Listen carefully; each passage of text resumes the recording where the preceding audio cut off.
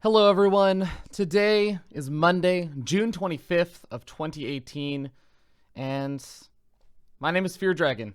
For those of you who do know me, awesome. If those of you who don't, I am an aspiring semi-pro slash kind of not quite but sort of pro Starcraft II commentator.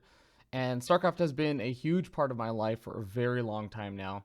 And just on this past Saturday, on I believe it was June 23rd, I celebrated my 7-year caster anniversary. Now, I was hoping to do the stream on the actual day, but I actually go figure, I was actually hired to go do something in Southern California. I was commentating a WCS Challenger for season number 2 of 2018, which is really awesome. I was super excited about that. But this is kind of going to be a bit of a different stream than what I usually do. I wanted to actually do something that other people have done before, which is sort of celebrate their lifespan in StarCraft and talk a bit about their history, how StarCraft has sort of impacted their lives, and I guess like the lessons and everything that they've learned. And for that reason, I do actually have all my Twitch alerts and all that other stuff turned off. So if you're watching this live and you're not watching the VOD, then I do apologize. I'll be doing all the shoutouts after all the stream is done, and I'll be reading chat after the stream is done. So save your questions and all that stuff for later. But yeah, I'm just going to try and focus sort of more on story time. I guess tell my story. And, you know, if you do decide to stick around and listen, that's awesome. Glad to have you. But if not, I totally understand. This is not necessarily going to be everyone's thing. But yeah, so StarCraft, it's been 7 years of StarCraft II commentary, but I've been involved in StarCraft for longer than that. I've been watching StarCraft since almost the Brood War days, and actually I used to play StarCraft 1 way back in the day, the old days, before StarCraft Brood War even came out. And I guess that's sort of where my tale begins. I was a kid that I had a Nintendo 64, that's how I got into video games and everything, but I didn't really have parents that would just buy me games that easily, I would say, especially when it came to PC games. Both my parents are in tech, so we actually had an awesome computer, but we just never really got computer games themselves. So I had a friend, his name was Vincent, and he was the guy that had all the cool games and all the cool systems and everything. He had the Sega Genesis, and he would be the one with the Dreamcast and the PlayStation and the Nintendo 64 and everything, GameCube, etc. But he'd also have all the cool PC games. And he was actually the first person who introduced me to the first Blizzard game that I think I got to play, actually, was Diablo 2.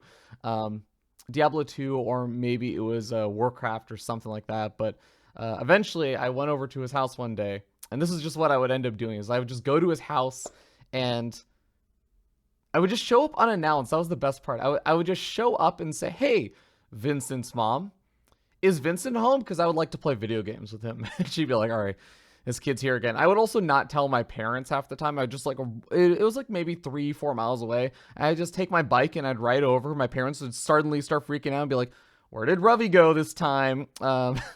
And eventually they just call up my 3 friends, because I only had 3 friends when I was in elementary school. And they find me at one of those 3 places. So one of the times that I went over, he had gotten a new game called StarCraft. And of course, many of you guys know what StarCraft is. It's a real-time strategy game where it's something so different than anything I'd ever seen before. He was actually lucky enough that he had 3 computers that were all set up next to each other. So we would play games against each other. We had no idea what we were doing. It was still a blast, but we didn't know that you were supposed to make workers. We didn't know barely how to make units. I'd be surprised if we looked back on any of those games, if we got anything out that weren't just like the very basic units, like a Marine or a Zealot or like a Zergling, maybe a Hydralisk or something. It was super simple and basic for us, and we had no idea really how to play. But we enjoyed it, and we kind of got more into it. We played it for a few years, and along that time, I still just didn't have StarCraft, because my parents would never buy me something that was, you know, rated T for teen or M for mature or anything like that. But as time went on, actually, Brood War came out, and my friend Vincent, funny enough, once he had Brood War, he said, "I don't really need the StarCraft 1 disc anymore. So here, you can have it." So he just gave me his StarCraft 1 CD. And that's how I got StarCraft. I didn't buy StarCraft 1. It was just kind of gifted to me through my friend. And he would play Brood War and I would just play StarCraft 1. So I didn't know about the glory of, Medics and Dark Templar and all the expansion units for a really long time. But that's when I got to play the campaign and everything.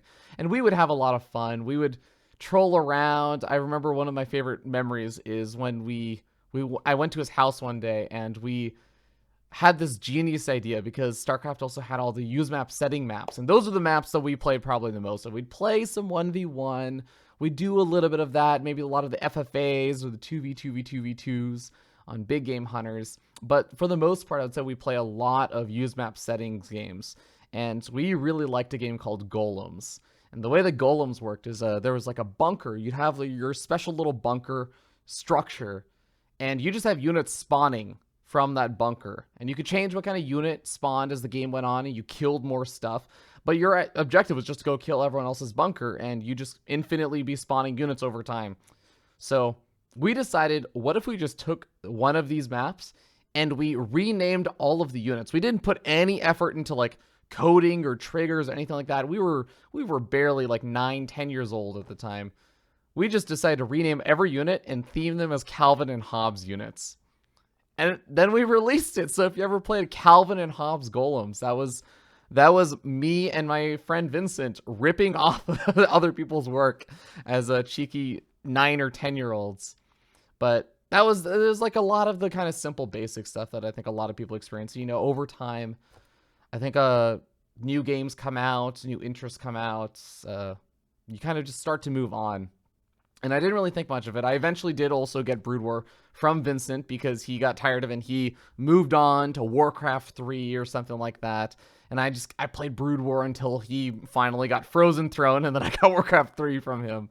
So it's kind of like the hand-me-down system there. But eventually I also sort of stopped playing StarCraft for a long time. And it wasn't actually until high school. I don't actually know why it was in high school that, and this is around maybe like 2004, 2005. But I sort of got like a reinvigorated interest in StarCraft around that time. And I feel like it was me as well as all of my high school friends.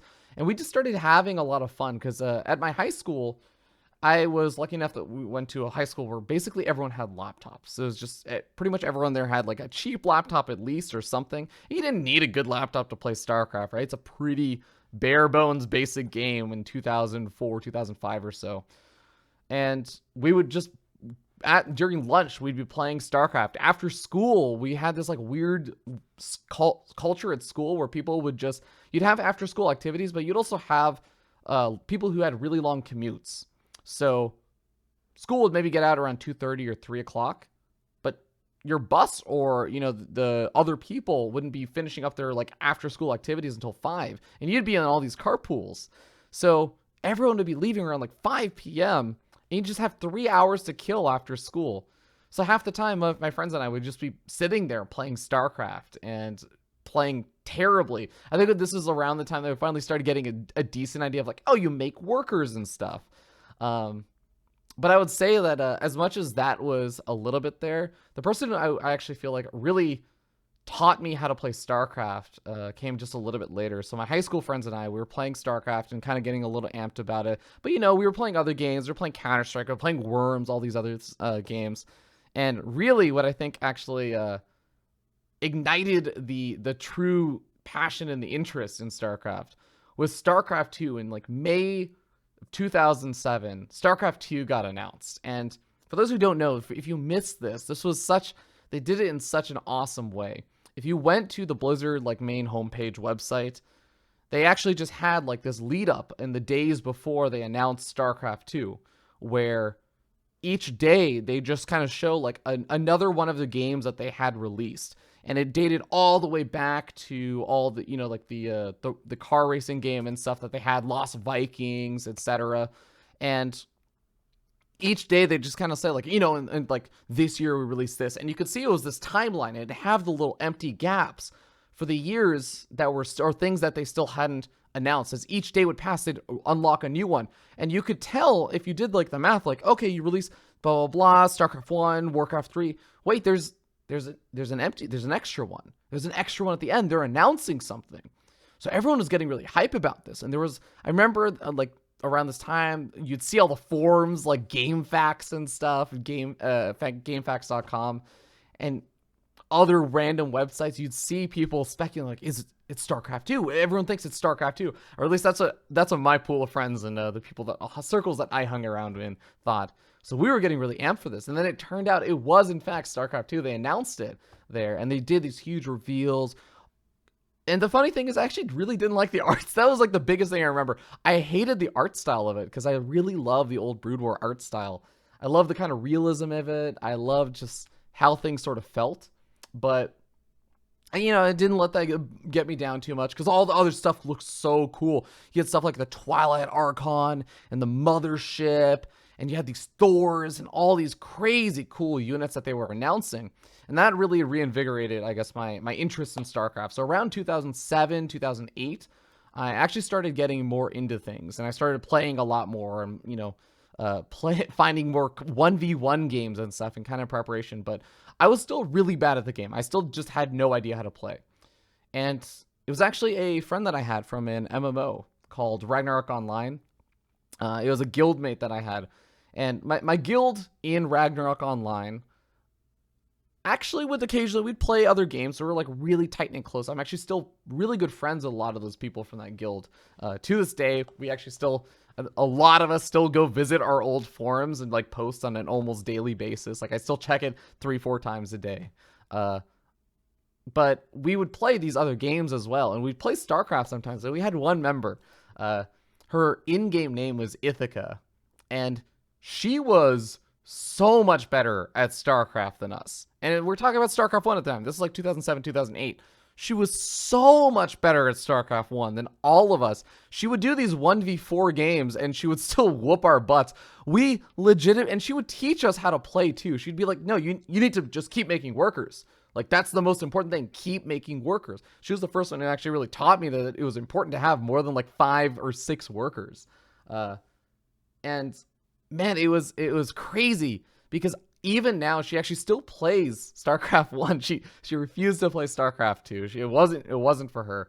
But I look still back at a lot of her games, and she'll still send me random replays of like the random FFAs and stuff that she plays on Battle.net. I'm like, wow, she's actually still really good at StarCraft 1. I think that if she ever decided to play 1v1, I actually think that she could probably, in IC Cup terms, for those who know, it's like a ranking system that you'd have back in the Brood War days. And a lot of foreigners or non-Koreans would play on that.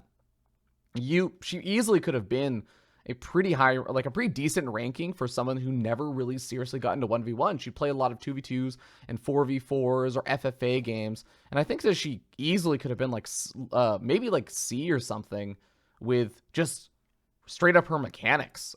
She was really good.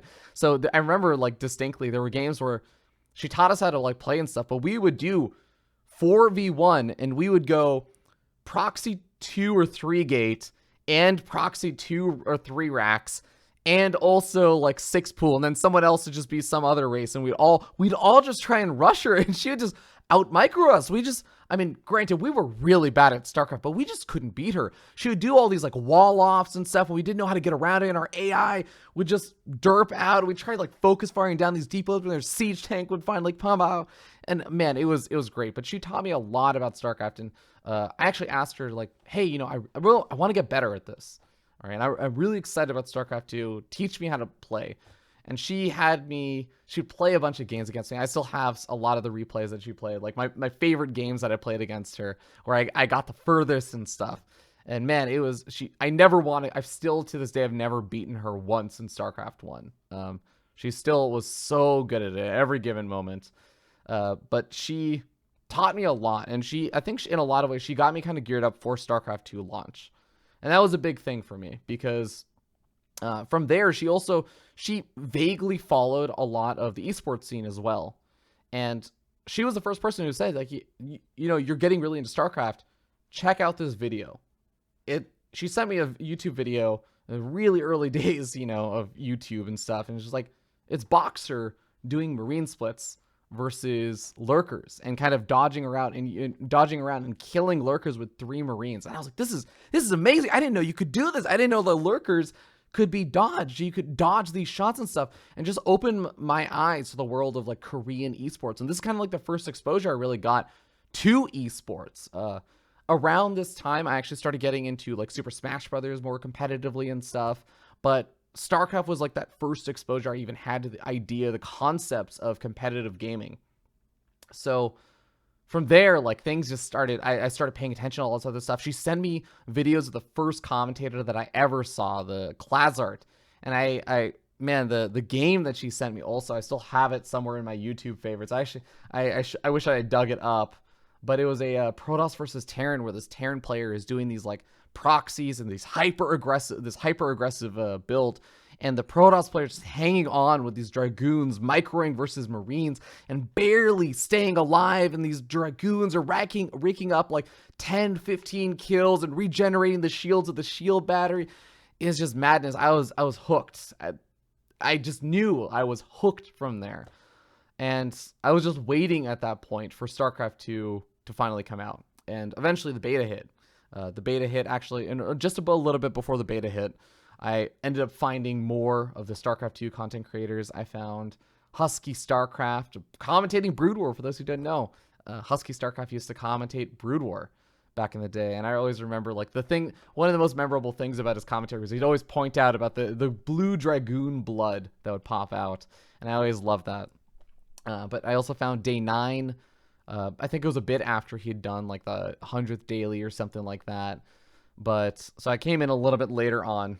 But man, around that time also, StarCraft II beta comes out and people are live streaming it. I see this YouTube commentary that I've been watching. Husky Starcraft is actually broadcasting, live streaming the StarCraft II betas. I'm like sitting there watching it, like patiently awaiting a beta key because I've just been signed up. And I'm like, oh God, I want a beta key so badly. But I eventually end up getting one. And man, I remember oh God, I still remember all of my placement matches. I don't remember the specifics of them, but I remember that every single one of those games, because I had had this Brood War experience, because I've been watching a bunch of these live streams and watching Husky Starcraft. And actually, then I also found out about HD Starcraft because he was also streaming. And I ended up knowing that Protoss could warp in units and people just weren't prepared for it. So I'd be hiding every single one of my placement matches. I won every placement match, all 5 of them. And I placed into Platinum, which was the highest at the time, I think, because there was no Diamond League. It was actually, Platinum was the highest. There was no Masters League or Grandmaster or anything. It was just Platinum, and then the lowest was actually Copper, which doesn't exist in StarCraft anymore. So I felt really good about myself, but I proxied a pylon in every single one of those games inside my opponent's main base, and I don't even know how many gateways I made. I probably made like 7 or something because my macro was terrible. I didn't know how to play the game really because these are my first games of StarCraft, period. And I won all of them. I felt good. I was a dirty Protoss right from the get-go because I'd been playing Protoss in Brood War. I was just like, I'm going to stick with Protoss. I really like the kind of regal race. I like that they were the sort of honorable people. I say as I talk about how I proxy, pyloned, and all-in one base every single game when I started playing StarCraft II. Oh, man. But it was a real treat, and I was just super into StarCraft II throughout the entire beta.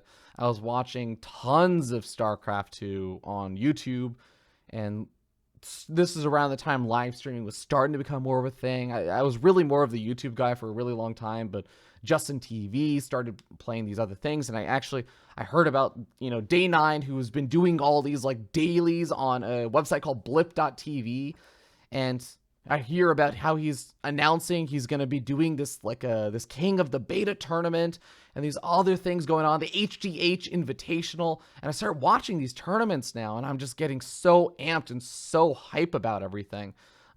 TSL3, I think, is happening somewhere around there as well. Maybe that happened a little bit after the launch of StarCraft 2. But everything is just kind of skyrocketing up, and I'm getting so excited about everything. And this at this time, I'm actually still in school. I'm still studying for a computer science major at Purdue University. And one of the funny things is I learned about this after StarCraft 2 launches, that my university actually has something called a StarCraft Club.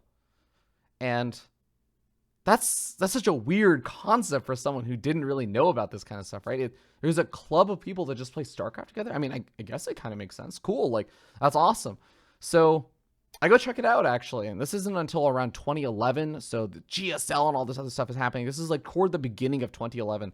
And for those who don't know, a lot of these StarCraft clubs actually existed for years back. I want to say maybe as far back as like 2006 or something, for the Collegiate Star League. That was the big competition that a lot of these different universities would compete in. And even places like USC would have players like Day 9 and etc. Like a lot of these big names that you see today used to play in the Collegiate Star League way back in the day in Brood War. So Purdue StarCraft actually had a pretty decent Brood War team. Like they would get to the playoffs, which I considered really awesome. I considered that pretty decent. So I ended up checking out this club around the time that they had like these I remember I went the week before because I was so excited. I was like, here's like the callouts or whatever they called them. The day where they'd say like, hey, here's the day that all the new members should come in if you want to sign up for the club this semester. And I remember I was so excited. I just need to go the week before. So I went the week before. There was not that many. It was maybe like 10, 15 people there or something like that. Kind of tight-knit club, but all the people there were really good. They were playing Brood War and also some StarCraft II. I got to like watch some of the games. I was like a little too afraid to play too much myself because I didn't bring my gear and everything. I didn't know that was a thing that people did. I didn't know you were supposed to bring your own gear, and this is all happening in a computer lab. They just, I remember actually that we would take these you would put StarCraft on a USB drive, and none of our USB drives are big enough to actually hold all 8 gigabytes of StarCraft. We all had 4 gigabyte USB drives, because at the time, flash drives were still expensive. We were broke college students. So we'd take StarCraft and we'd delete the campaign folder and then stick the USB drive into the computer lab computers, which actually still could play StarCraft decently well. They lagged a little bit. You maybe get like 45 frames per second for most of the game, but it was good enough for us. So you do that, and then you'd have to bring your gear, or you'd have to deal with the computer lab setup, which was terrible. And kind of got to experience a little bit of that. And then I showed up the next week, and StarCraft II was still fairly fresh. And this is, I think, just after StarCraft II had actually come out fully in 2010, all that stuff, or 2011 had begun. And this is like the first semester that you had these kind of recruiting callouts for the club after StarCraft II had launched. So there was a huge amount of people attending. I think they did not expect that many people to show up. It was like something crazy, like 200 and something people showed up for this club call-out. And I was so jazzed. There were so many people that just were super into StarCraft there.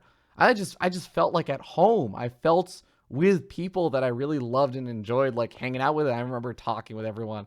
And of course, gradually over the coming weeks, as I like would attend more and more every week, some of the interest died down. It kind of went from 200, like some number of people, to like 100 some number of people, eventually like 80 or 60 or something. I think we stuck around maybe like a solid 30 or so for a while.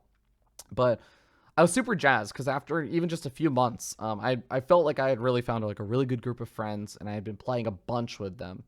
And what was really cool was that there was this event that was coming up, and it was called the Collegiate Esports Series. It was called CES. There's actually a Wikipedia article and everything for this, where they had just a bunch of universities. I think that there were actually universities from all over the country that kind of flew in for this. It was happening in the Midwest, and Purdue is out in Indiana, so it's kind of there in the Midwest. We were close enough that we could just drive over to where it was happening, somewhere in like Indianapolis or something. But it was this awesome competition, and teams would just they would qualify, or like they would try and they would go in and they would compete at this really cool venue that just had a ton of these like cars just sitting around and stuff. I have some photos. I'm gonna see if I can pull up some of the photos. And it was like this really cool thing where I was never good enough. At this time, I think that Diamond League had come out, and I think Masters League had maybe even come out around this time, and I had been in Diamond League. I never really broke into Masters League. So I was still like, I was never as good as everyone else, because Purdue had some really good players. All of our mainstream players for Collegiate Star League were Masters League players. And I was just a Diamond League player. So I was like, not quite as good as everyone else. So what I ended up doing was I still attended, and I was just like super jazzed about all of this. I was just really excited about it. So here, I got a photo from something here. This is like us over at that venue. I'm gonna see if I actually find some potentially better photos or something. But this is like the club. You guys can see it says like Purdue University on the back of one of these jerseys over here. Actually, I got like over here and a little bit further in. You see it says Purdue University on the back. This guy over here, the guy closest to my finger, he was really important. I'll talk about him. His name was Amaface, and he was super influential for me in my StarCraft journey. But it was probably one of the most fun trips for me ever, because it just got to basically live with a bunch of StarCraft people. We went to this hotel, we competed. It was like really my first LAN StarCraft event, the first time I got to go to a StarCraft event in person. And around this time, there were some MLGs and stuff starting to pop up. This is early 2011. They're still very small, but you're getting little glimpses of the eSports and what could be. So this was a really, really cool experience for me, because I finally got to see a lot of stuff. And actually, I get to meet one of the really awesome commentators for some of these MLG events. I got to meet Itme JP, who at the time was a StarCraft II commentator for MLG. That was absolutely nuts. And he was like the big famous commentator that they brought in to go commentate this event with just a bunch of college kids playing, where I think there were maybe 2 Grandmaster League players, maybe 2. I think it was probably closer to like 1 or something at the event. So it was like pretty lower level skills in comparison to today, where you have collegiate events pulling in like mostly, or like, you know, every school has a Grandmasters League player or something. So a very different time, I would say. Grandmaster League players were much more rare. But, I just remember having so much fun at that event. I have one more photo to pull up. This is like us in one of the hotel rooms. I'm sitting over here this time. I got like some weird other jersey on and stuff. We're all wearing the same like jerseys that have Purdue University on the back. We were super jazzed about that. But this is kind of like our team. And way over here, I still know and remember the names of all these guys. Like this guy's name was PC. He was one of the OG members, and he was also, of course, the captain of our team and stuff. But man, all of these guys were just, I had like an awesome and fun personality. I think the biggest thing that I learned actually during that time was it made me realize, and I think I started really valuing the fact that StarCraft was a really good way. It was around this time that I started kind of coming to this conclusion. Like, StarCraft was such a good way to, I guess, express yourself. And you kind of hear vague thoughts about this from people sometimes, where you say, oh, StarCraft, yeah, you know, you can kind of do what you want a little bit. And you hear people talk about, oh, you know, StarCraft, there are people who get to play their own play styles and stuff. Oh, StarCraft is kind of like an art form in a way. You'll sometimes hear people say things like that, but you don't really hear it expressed in the way that you say. Like, StarCraft is a way to express yourself. This is how you feel you can best embody like the best version of yourself, or who you feel you are. And I feel like I would go through the list of players that we had. One of the players, I wish I could like have a pointer or something to like point out the people in those photos, but like, we had a guy named Bob Moo, and Bob Moo was a cheeky as all hell Zerg player. Oh my god, he would be the equivalent, like the Masters League equivalent of No Regret, if you guys know No Regret, the Zerg player, where he just floods out lings and he just wouldn't stop. And he would have these super trolly builds. He had these like insane ideas, but he was also just a troll himself. You could see his personality in his playstyle all the time. We had also like our super refined Korean, who was like a little bit quiet, but would always have those kind of cheeky comments.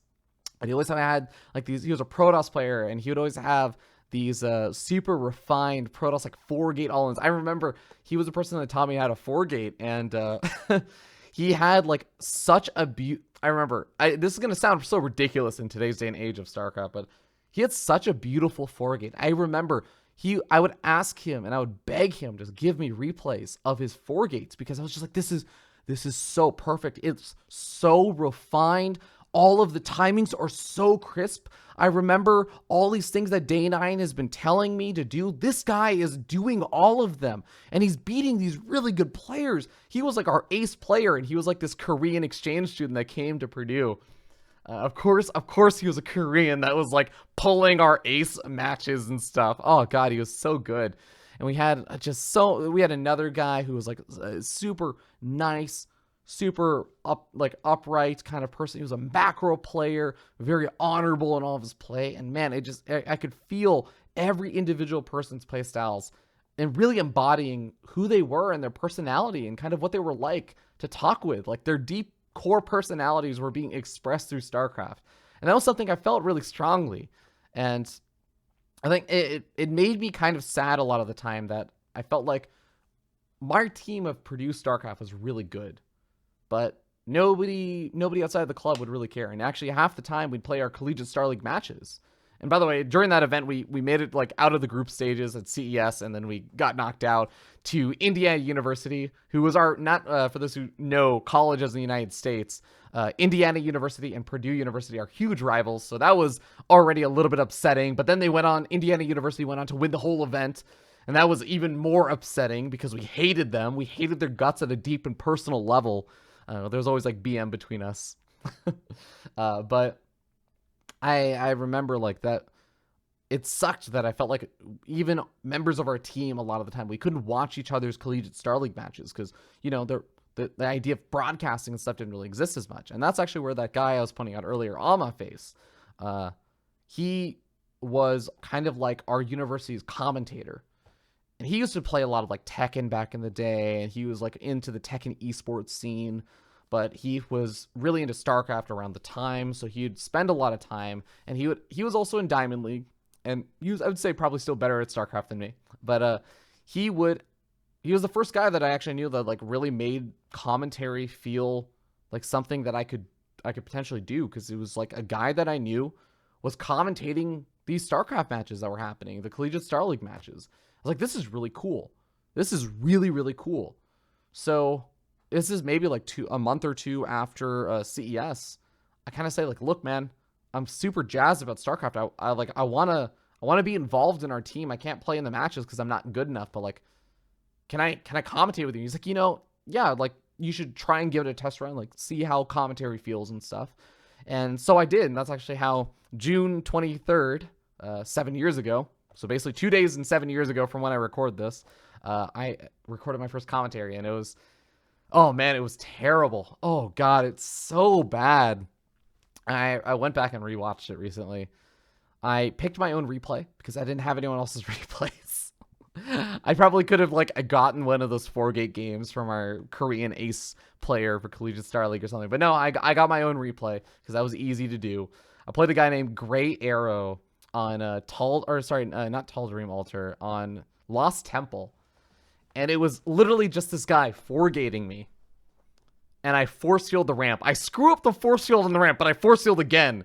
And I defend. And then I wait 10 minutes as I build up an army and go kill him because he had nothing left.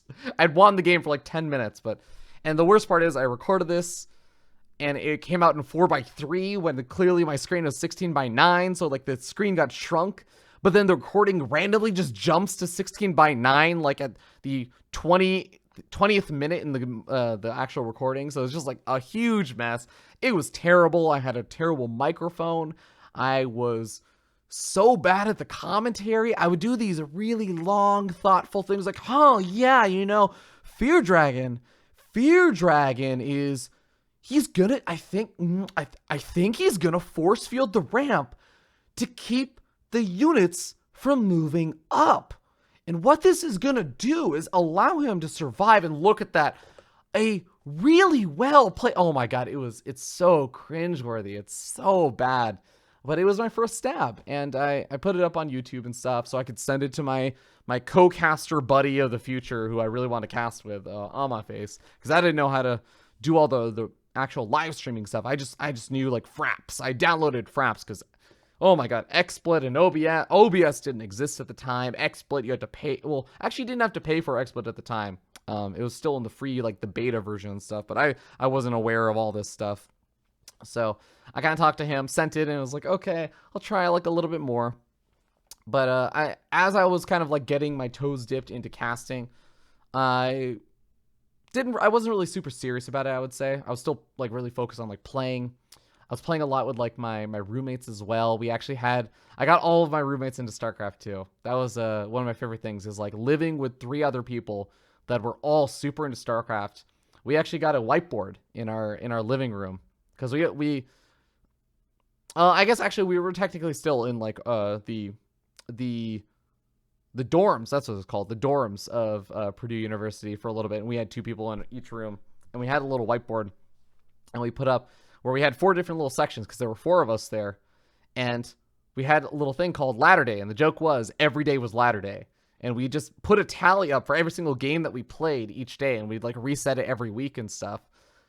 And the idea was we just were trying to beat each other out on how many games we played of StarCraft. That was like our incentive to get over ladder anxiety and all that stuff before ladder anxiety was called ladder anxiety. We just kind of bullied each other and be like, oh, you didn't play your StarCraft games today. I guess you're going to get demoted soon. All that kind of stuff.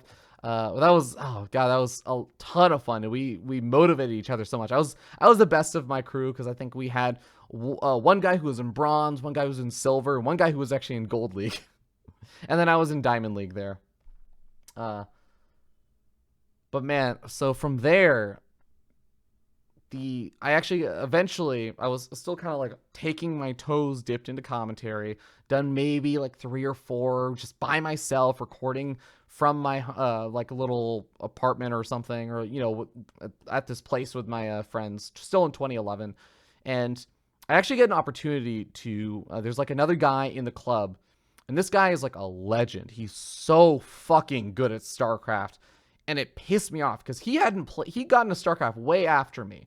And everyone will know this person, like this kind of person, where he doesn't touch the game.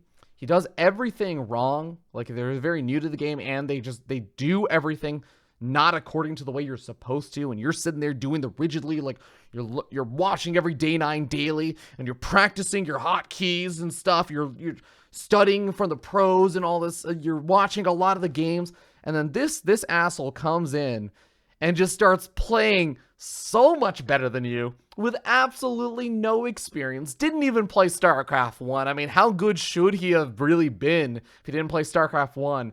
Plays StarCraft 2 for maybe 2-3 months, and he's facing Grandmaster League players on the ladder. Didn't quite get into GM at the time, but like, he's facing Grandmaster League players on the ladder.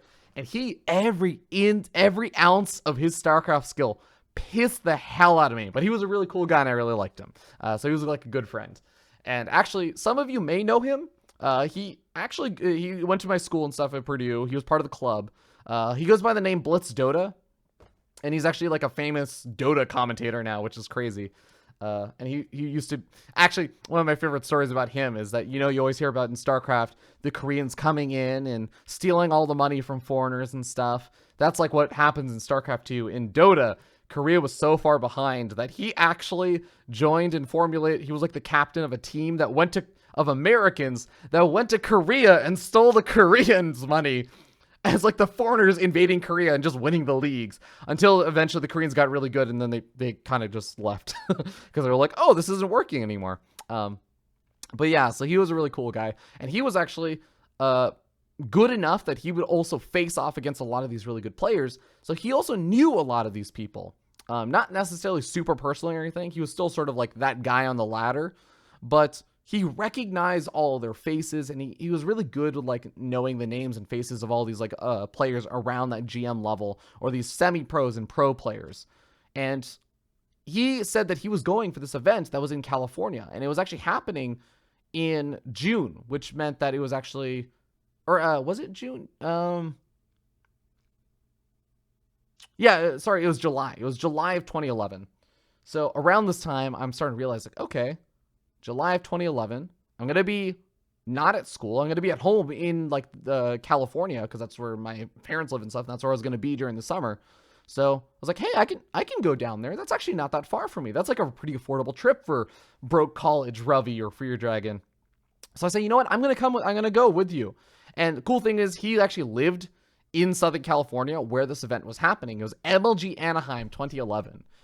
And I didn't have to pay for a hotel or anything. I just had to get down there. So I I actually had some money saved up from like a job that I had done in high school where I was a summer camp counselor. So I spent some of that money to get a flight over, which was actually pretty cheap. It was just like like $100 or something round trip, and I didn't have to pay for a hotel or anything. Andy was gonna pick me up from the airport. I was like, this is set. All I had to do was then pay for my ticket, which is another like $50 or something. I was like, cool. I'm going to my first premier like esports event. This is awesome. And man, that was a good event to go for, because this was the event that for those who are old school in StarCraft II, this was the Slayers event. This was like the event where all of the Hellion games came out, where people realized, holy shit, Hellions are really good in StarCraft, guys. These things that just do this line of AoE damage and murder workers and actually are pretty durable, they're really good units.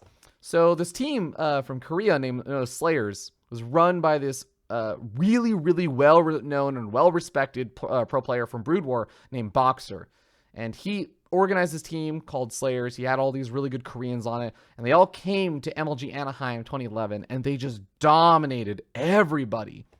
So that was such a fun event. I got to be there for like the really awesome match that was Boxer versus Rain, which is like, I think, the first really long StarCraft II match that really happened that I was aware of, where Boxer and Rain got into the split map TVT on Metalopolis, and it was just absolutely insane. We're just watching like small, if you look at these games actually today now, it'll probably look like the most boring games ever because nothing happens for like 40 minutes or something.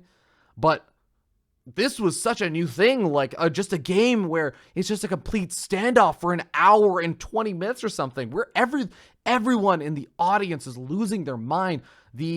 Just the tension in that arena was so electrifying. I never actually knew what that meant when people would say that.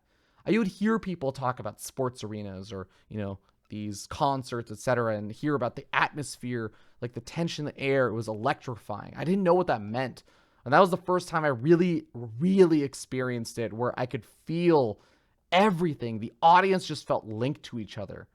It was absurd. It was insane. It was so unbelievably hype. I'd never felt that hype in my life, and I don't know if that's like possibly one of the most excited times I have ever been in my entire life, even to this day. Even to this day, I don't think that many other times I've actually even lived up to that moment of Boxer versus Rain, and that's that winners semifinals. But that event was just awesome because I got to run around and meet all these people. And actually, when StarCraft II came out, I had gotten this poster. It was like an award because I bought StarCraft II from GameStop because that was just where I bought games. It was like a local GameStop. So when they did it, there was like a launch party thing at the GameStop, but like a really small one. There's maybe like 30, 40 people that showed up or something. All showed up to get StarCraft II, and they were giving away posters and stuff. And I got one for doing a battle cruiser impersonation. So they gave me like this big old poster. Battle cruiser operational. Oh God, I still remember that so well. And I still have like the people that I met from there added on BattleNet. They haven't logged in for 5 or 6 years, but I still have them added on BattleNet. But man, I got this poster and I brought it with me to MLG Anaheim because my plan was I'm going to get it signed by as many people as possible. I had seen on Team Liquid these people getting signatures from pros and stuff. I was like, no, I'm not going to get like 3 or 4 signatures. I'm going to get every signature from every pro that I vaguely even recognize from a Husky Starcraft commentary or a Day 9 daily or some tournament. So here's the plan. I don't know what any of these people look like. I have no idea what almost any of them look like. Because you have to remember, at the time, 2010 was like the year of online StarCraft tournaments with the beta, and GSL and stuff was kind of starting up, but like I didn't even really know or watch that much about the GSL. 2011, you started to see these tournaments, and like I've seen some of the big names. I've seen the photos or like the pictures of some of the really big names, like an Idra, like a Huck, but I don't know a majority of these people. I don't know what they look like. But my friend BlitzDota knows. So he's kind of he's just walking with me through the venue and being like, that's Suppy, that's Sheth, that over there is Huck, that over there is, Sasquatch or something. Like, so he's just pointing people out, and I'm just going up to them and be like, hey, I'm a huge fan because I actually, like, it's not being disingenuous. I didn't know what they looked like, but I knew what their games looked like. I would watch a bunch of these people all playing these games, and I just didn't know. I didn't know what their faces looked like. So I was like, okay, I watch a bunch of your games. I watch Husky Starcraft commentating your games all the time. Like, you're a huge part of my life because my life right now is so heavily invested in Starcraft. So I go up to these people and be like, oh my God, I'm such a huge fan. Thank you, blah, blah, blah. Can you sign my big old poster? And what would end up happening is they'd be like, oh yeah, thank you, blah, blah, blah, so much, etc. But there was one interaction that didn't go so well. And that interaction was actually, hold on, I'm going to see really quickly. No. Yeah, I have a folder that has a bunch of like photos and stuff. So I was hoping I could find some photos, but I didn't get photos for this event. There would be really terrible phone photos anyways. But anyways, so one of the people that my friend BlitzDota points out is like, hey, that's Sheth right there. I'm like, Sheth is awesome. I hear that not only is he like an awesome player for Team Liquid, which is a team that I absolutely love, but he's also like this super crazy nice guy that I always hear about. But I don't know what he looks like. So I walk up and I go straight down a line to where my friend pointed out. I walk up to these three people standing there, and I'm like, I'm pretty sure that he pointed at the center guy. This guy's got a player badge and everything on. I'm like, dude, Sheth, I'm a huge fan. Thank you so much. Like, I watch I watch a ton of your games that are going on. You're like such an awesome Zerg player. Can you sign my big poster? And the guy kind of like looks at me. He's like, I'm not Sheth. I'm Vibe. But, you know, sure. I'm so embarrassed at this point that I kind of like, oh God.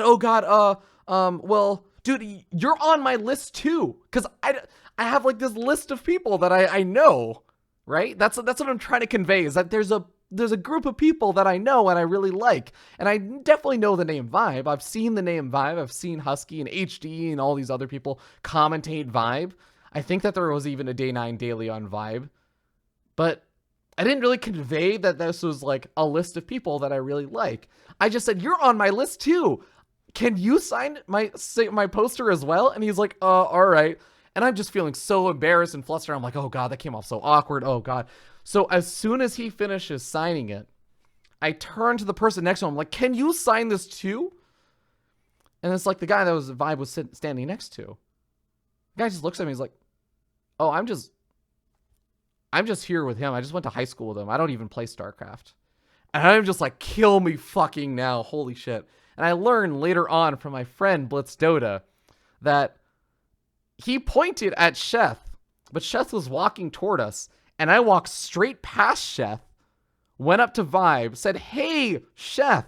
Sheth turns around, looks at me, watches this awkward as all hell interaction go down, and is just standing there laughing at me.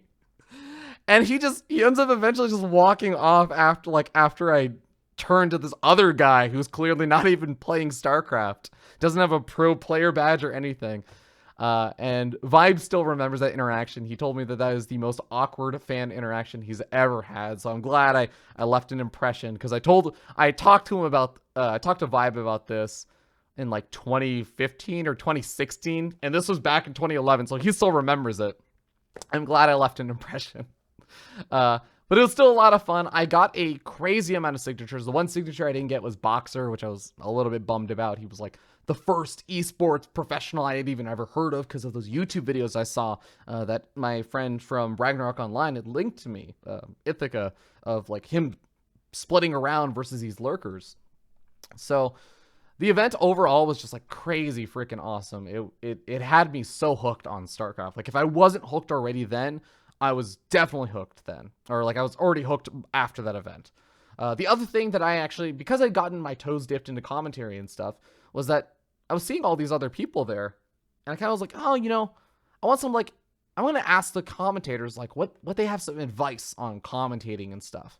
The other people that I got to meet like Day 9 and stuff, and meet In Control, who I think was still playing at the time, not really commentating, but like meeting all these other big names was like so mind-bending and blowing. And I kind of had some semblance of an idea, like I kind of want to do commentary, so the commentators especially really stood out for me. And I got to meet Husky Starcraft, which is another really big deal for me, because that was the only time I ever got to meet Husky Starcraft.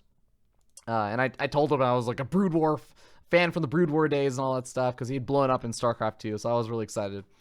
But yeah, from there, I'm trying to remember, actually. So I'm remembering my storyline, my timeline, because this is where things get a little bit fuzzy. I actually ended up going to, I'm playing in like Collegiate Star League and stuff. I'm getting super into it. I'm trying to get more into commentary, and I'm starting to commentate occasional matches with my co-caster Almaface, like for Collegiate Star League, just commentating Purdue Starcraft matches. That's all. That's the only matches that I'm commentating at all, and I'm doing them maybe like once, twice a month, maybe once every other month or something. So it's not super often.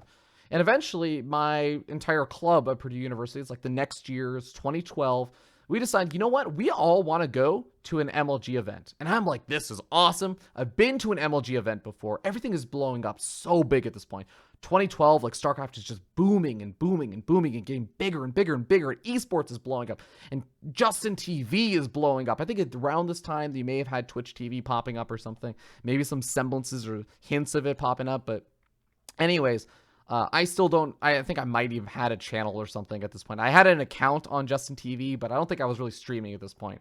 So we're like, okay, we're going to go to MLG Columbus, because this is driving distance for all of the people over at Purdue. We can go during this like break time or something. And I was really jazzed about it, because it was happening during this time where I wasn't going to have classes and all that stuff. And we ended up going for this like weekend. And over at this event, it's like the same kind of experience, hanging out with all of my StarCraft friends from college, and we're all just having a good time. But like at this point, I'm really more set on like, you know what, I want to get more into StarCraft commentary. I want to get better at this, because I could tell like I was kind of holding my co-caster back a lot of the time in these casts. Like I wasn't very good at it, and I want to get better at it. I want to do more justice to my team, because I talked about this before, but like the people on my Collegiate Star League team, like I felt so passionate about how awesome they were. I wanted to share with other people how awesome and cool they were. So at this event, I actually, on my phone, I still have these notes. So it's like actually a very special thing to me that I don't touch them. I don't like modify the notes at all or anything, just because I want the date markings of when it was last modified. And it's just a document called Caster Advice. And I went up to DJ Wheat, went up to Ink Control, and I went up to Day 9. And there was also Artosis and Tasteless and Rob Simpson and Itme JP all at the event, but I only got to meet those 3 people. And I asked all of them, for an aspiring commentator, what do you think is the best piece of advice you would have to like make the biggest difference in trying to get better at commentary? And actually, I still have all the notes. I can read them off. Like DJ Wheat told me hosting, based on his background. He was a guy who had been through so many different esports. DJ Wheat is the veteran, the old man of esports, because he'd been through so many different games and stuff. So for him, hosting was the thing that allowed him to carry on between game to game. And it was this ever-present skill that was always necessary, no matter where you were, no matter what game you were in. If you were a good host, it was going to be a skill set, and a valuable skill set. So he told me, getting that, and introducing players, getting into the game, etc. Like that's how he got all of the gigs that he had received, is because he was a really good host. In Control actually gave me a totally different thing, and he said, hard stats and precast prep. I think In Control had a really smart take on this, where he said, if you're coming up as a commentator, it's really hard to set yourself aside and say like you have good game knowledge or something. Everyone at the time was like getting written off as, oh, Husky Starcraft doesn't know the game, etc. All this kind of crazy stuff where people don't know the game. That phrase, like, oh, this person just doesn't know the game, was becoming a lot more common in the Starcraft II scene. It had been around in Brood War and stuff, but like it was becoming really common around that time in 2012 to say and levy as a criticism. So he was saying have hard stats and like prepared things for the commentary. Because if you have these hard defined things, like this person has a certain percent win rate, or this map is really bad for Zerg because there's a 33% win rate versus Terran on this map. Having those kind of prepared stats, they're irrefutable. Nobody can come in and say, hey, this person doesn't know their shit, because you clearly are just saying things that are absolutely mathematically true. And that will give you some credence. People will be impressed by that. And they'll give you a little more leeway, and they'll give you a little bit of a chance to kind of prove yourself. So that was In Control's advice. And those are all really awesome. The thing actually that was the most impactful, though, was Day 9's advice. So this is actually a story I've told many times before. If you've followed any of my stuff, I think I actually... Where did it go? Did I just delete my note? Oh my god, I just deleted the notes. Holy cow, I just recovered it, though. Thank God for undo. Oh my god, that would have been so... I just talked about how important this was to me. And I just deleted it because I was waving my phone around. Okay, so Day 9 told me, specifically, like, quote verbatim, fuck everything that everybody else said. It's all bad advice. The most important thing is to cast for 30 days in a row, no matter what, and make sure you enjoy it. Make sure that you enjoy commentating. And then it kind of like rephrasing. It was like, okay, like the thing is, you need to be able to know that you enjoy casting. If it's going to be a terrible day or something, and you know you just failed a test, or your girlfriend broke up with you, or you just got fired from your job or something, like you're going to be in a really sour mood, and those days are going to happen. And if casting is something that just feels like an added burden every single day for you, and you don't find some enjoyment out of it, then it's totally okay to just say that you want to do it a little bit less seriously, or maybe you don't want to do it at all. But knowing how far committed you want to go into this, knowing how committed you want to be into this, if you can do this consistently, even on the bad days, that's going to be one of the most important things. And from there, if you do this for 30 days in a row without break, no matter what, no matter how you're feeling or whatever else is happening, then you're going to have a much better sense of where you want to go in StarCraft with this commentary stuff. But also, you're just going to be more consistent. Consistency, of course, is key, as everybody knows, when you're a content creator. And this, I really took to heart. And so actually, a little bit after this event, I ended up doing, I took this phrasing and I kind of turned it into something a little bit more for me, for my own little branding. I was like, Day 9 issued me a challenge. Of course, blew it up way bigger than he intended it to be. This is just general advice he had given me. And he issued me this challenge. And I was like, he issued me this challenge. And I made a whole YouTube thing because I was commentating on YouTube mostly. I didn't really do live streaming too much. But I did occasionally do these live stream matches for my Collegiate Star League stuff. And once in a blue moon, I would be the one streaming on my channel because my co-caster wouldn't actually have stuff, like he wouldn't be around or something. He wouldn't be available to do it. So I said, like, I'm going to cast a game, at least a game, if not more, every single day for 30 days in a row. And I began on like the first of the month, and it was a 30-day month. So, and every single day that I did this, I was that guy. I said, just did day 1 of my 30-day challenge from @Day9TV. And here's like the match that it was, and here's the link to the YouTube video. And I did this every single day. And, I thought I was probably just being annoying to Day 9 or something. And I was like really happy about this. I made it through 15, 16, 17 days. 18 days, Day 9 favorites one of my tweets and replies, and it's like, hey man, keep going. You're doing great. I'm like, Day 9 just positively reinforced me, man. This is a big deal for me. This is such an impactful thing for me, that this huge commentator that I look up to, and I literally am watching every single daily. I'm absorbing all the content he has. I've seen every single daily. I fall asleep to the dailies because I just have them going, the old ones, as I was catching up on some of the old Brood War ones, just going until I fell asleep. And then I just pick up wherever I fell asleep and left off and continue watching it the next day. This guy is like, he's giving me these positive reinforcement and everything. He's like supporting me. And that felt awesome. So, I feel extra motivated now. 19 days, 20 days, 21, 22, etc. Make it all the way 28, 29, and 30. I do an event. It's like a live event. It's like another Collegiate Star League cost or something. And I have this playlist over on my YouTube channel still. To this day, it's still there. You can go check out all those terrible casts that were actually really bad. But I got it done. And Day 9, like, he sent me, he like favorited my like 29th day tweet and stuff, and I was like, yeah, that's fucking awesome, man, like, good job.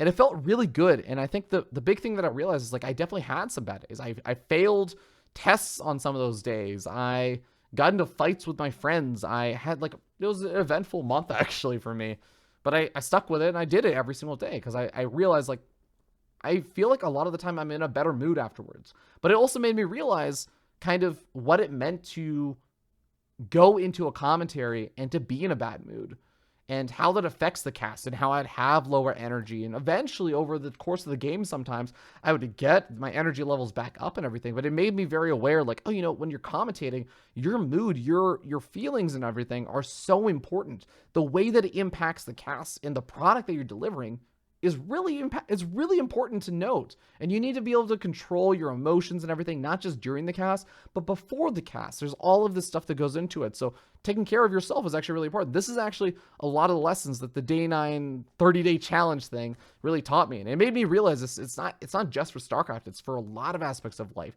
So if you want to play StarCraft, if it's you want to commentate StarCraft, if you want to do a job interview and stuff, take care of yourself before the job interview. If you have to take a test, taking care of yourself and knowing how to, I guess the weird way to say it that makes it sound almost as like a negative thing is like to manipulate. You're manipulating your own emotions.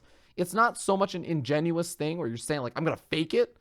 You're literally knowing how to trigger yourself to feel particular ways. If you know that watching a TV show makes you feel good, then watch the TV show and then go do the commentary, and you'll feel better and your commentary will look better. So I learned a lot of this actually from the day 9 30-day challenge thing. It was a really, really big thing for me. And it actually was probably the biggest thing for me realizing, I want to get into StarCraft commentary. I really do enjoy this. I think around this time, this is still in like 2012.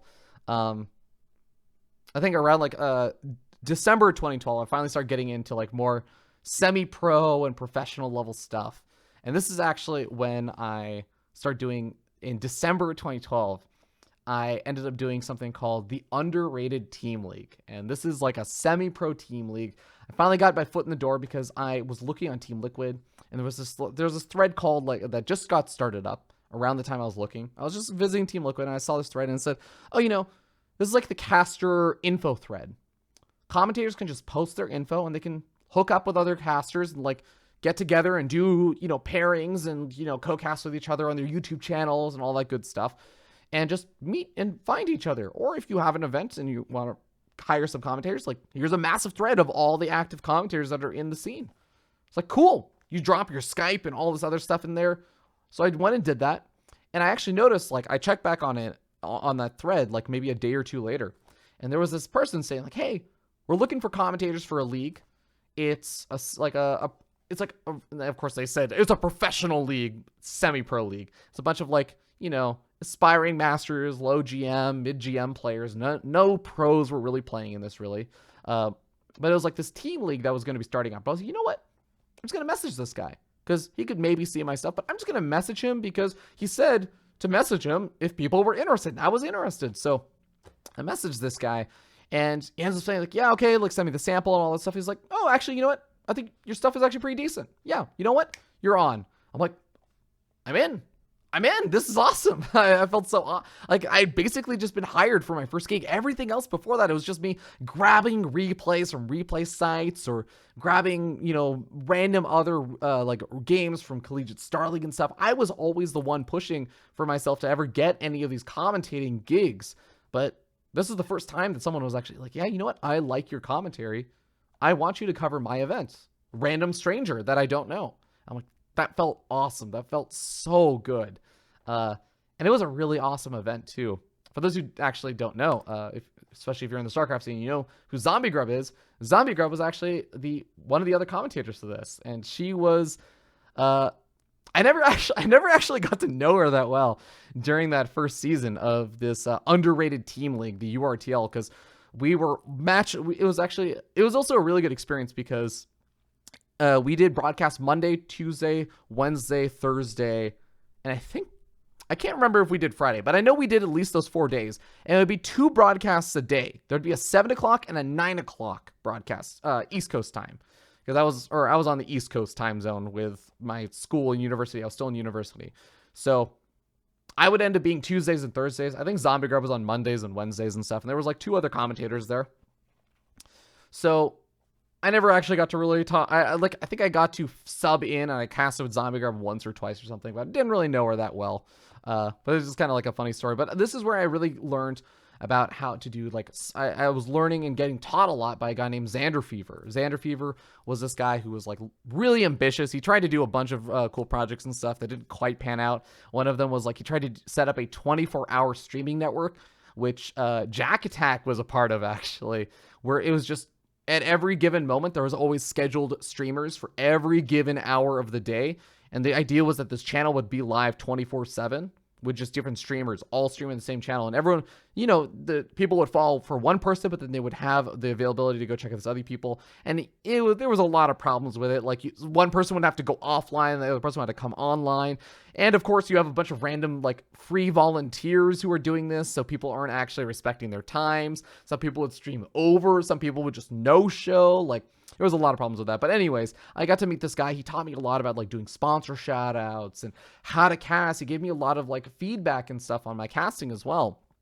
So from there, I ended up getting a lot better. And I also had to finally, for the first time, like I was so winded. I had to cast for 2 hours straight. I'd only be doing these YouTube casts, or maybe like the Collegiate Star League things that would maybe be for like an hour and 15 minutes or something. And this was also like serious production stuff. And I would have to do the streams for this as well. And these streams were like, I actually think that we would do some stuff that even today's like, I won't say today's commenters, because like Wardy and Base Trade and myself and Zombie Grub and Gauntlet, we're all pretty good with the production stuff. But like, I think even some of the stuff we were doing was like pretty crazy. We had like live voting and stuff on a website. We'd pull the percentages of how each team was doing and stuff on the voting of who thought they were gonna, who viewers thought who was gonna win, etc. Like all these crazy cool things, these bumper trailers, etc. I learned a lot about the running the production stuff. That's actually what has helped out my channel a lot in having a higher production qualities. I learned so much from running the streams for this event. I started building up the stamina and the endurance for casting longer, and that's how I actually ended up doing not only just 2-hour casts, but then I ended up doing 4-hour casts for season 2. And I also got to learn a lot about the semi-pro scene. And this is where I started just, I think, really getting more involved. And like, this is where I feel like the URTL, the underrated team leagues, where things really turned around for me. This is where like I really started feeling like this is actually more than just a random side hobby thing. I was like, I'm doing this with like people who are earning money. This is no longer just like a bunch of random like nobodies or anything. There were like some people that I was like, these are Grandmaster League players. There's only 200 of them on a server. These are like celebrities. Even like the lower Grandmaster League players I thought of were like celebrities. And from here, actually, I learned a lot about the North American scene as well, because a lot of the teams there were North American teams. Team Clarity was like one of the big ones that I got to learn a lot of. And I actually came up with an idea from this for a show that I wanted to do. And I was like, you know what? I want to do something. I want to do something more than just this casting. Like, I think there are all these awesome people, similar to how I felt with like my Collegiate Star League team. Like, there are all these awesome players playing in this semi-pro team league, but our viewer counts from, I think our good days were maybe like 20. Okay. Our normal days were maybe like 25-ish viewers. Our good days were like 60 viewers, maybe 80. Oh, that felt amazing. The adrenaline rush of knowing that 40 to 50, maybe 60 people, 80 people were watching you commentate StarCraft. That's an adrenaline rush right there. That felt amazing, because all of my previous stuff, it was like YouTube videos that I was the only one watching, and maybe like 1 or 2 of my friends, my roommates would watch it. And then the Collegiate Star League cast, it was like 5 to 10 people, but I knew all those people. It was just other people on my team that were watching the games of their teammates, and sometimes from the other team, so that they could hear what trash talk I was dishing out. So this was like a really big deal for me. It was like the first exposure to so many things. It was such an educational experience for me. I was so grateful for I got to meet a lot of people.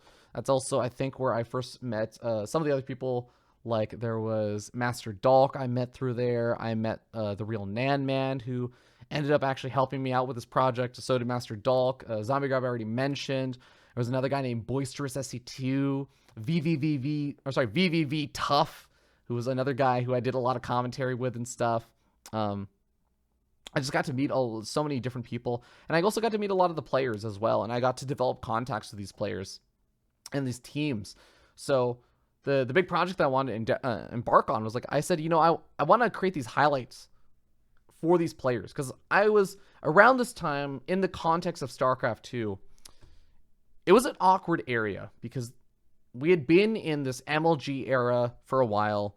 IPL and all this other stuff was happening, but the Koreans had pretty much dominated the circuit now.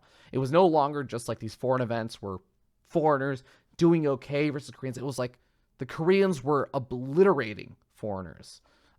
Non-Koreans just weren't standing a chance. There was maybe one or two hopes every so often, but it was really starting to look pretty bad for a lot of the foreigners. And this is like going into like maybe 2013 or something. So I had this idea for a show where I say, what if I pick some of these up-and-coming players? Because there are the chances kind of there, like people know about the Hucks, the Idras, etc., but they don't really know about these other players that I'm commentating right now, and like sort of to my own benefit, but also I think for other reasons. Like I wanted to highlight these players because obviously if these players are more well known, then maybe like our team leagues and stuff and all these other events that I'm getting to commentate now are also going to have more viewers because people will recognize the names. That was like the big idea for me, was that people don't recognize the names. People want to watch the games of people who they recognize. And if they don't recognize them, they won't watch them. So what if people recognize them? Because I made a video series about these players that were really cool. And the big guy that kind of inspired all of it actually was a guy named Saravati. He played for Clarity Gaming. He actually used to play for Flipside Tactics for a little bit. Doesn't play anymore. He's retired and doing a bunch of other stuff. And what ended up happening was I formulated this idea. I'm like, okay, I'm going to have this interview series. And I also had this cool idea where it's like, okay, so I'm going to interview these players. I'm going to learn a little bit about their background. I'm going to learn about kind of what their motivations are, their goals, etc. All the things that you think about. I was like, these are the things that you want to know. And I had this plan for like long, hour-long interviews. And then I was going to sit down with them and say like, okay, let's go over every matchup. We're going to go over a replay from every matchup. And I'm going to cover how your playstyle is. Because so now we've covered like who you are like as a person and like your motivations and dreams and goals. Now let's talk about your gameplay. And we'll cover your gameplay. So I had this idea. And funny enough, I was around this time actually, I was going to a Penny Arcade convention, which is PAX Prime in 2013 over in Seattle. A bunch of me and my friends decided to go for this. And you know what? I actually knew that Total Biscuit, who I was a huge fan of at the time, and still am to this day, still remain a fan, but also DJ Wheat were both going to be there. And there was going to be these panels and stuff. So I was like, you know what? I'm going to attend this. And I want to ask for advice from these people. Because DJ Wheat, of course, is like this behemoth in esports in general. He's got so much knowledge and experience. So he's doing this panel. I sit through the panel. Blah, blah, blah. I think I asked a question or something on this panel in 2013. I forgot what the panel was about. It was something esports related. It was probably just an esports panel, because that's as much as you needed for a panel in esports at like a general gaming convention at the time. Now I think there are more like specific ones, but no, actually I do remember. It was not actually about esports. It was about production. They were talking, and DJ Wee was giving like tips on using XSplit and all this other crazy cool stuff. It was just like random cool tidbits about using XSplit and I think OBS was maybe coming up at the time and stuff. So I was learning a lot from that.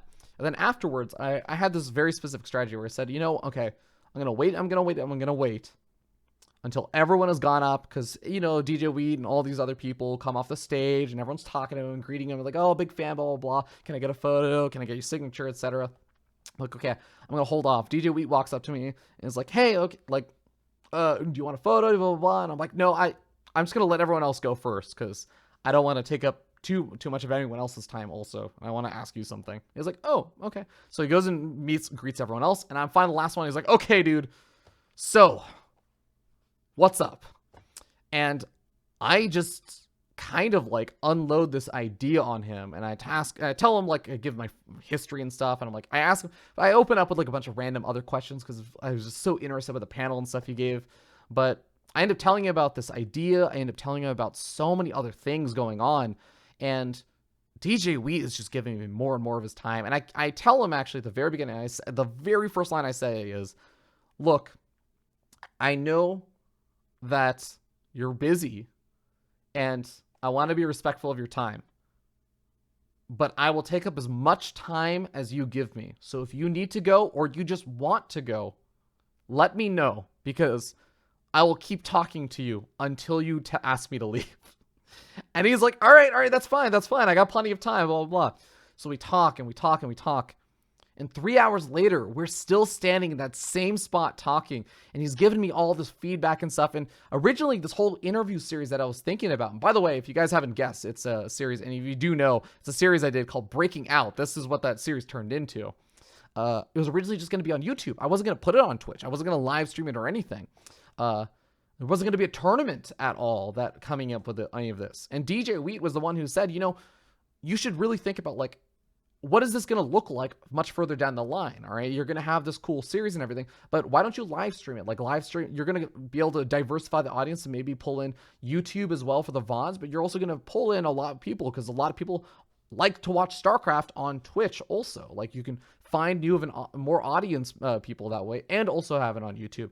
And after you have 8 people, why just stop there? Now you have all the content of these 8 players. Why don't you throw a tournament for these 8 players? Because now you have so much information about them, and you can build that into a story for this tournament. You can hype it up. Without DJ Wheat, none of all of these ideas would have really come together for this tournament. So I end up talking to him for 3 hours. He finally looks at his time. He's like, I have to go to a panel in 5, or like, I have to leave for a panel like right now. And he like looks at his watch. He's like, all right, just walk with me. So we talk for another 15 minutes as we walk over to his next panel.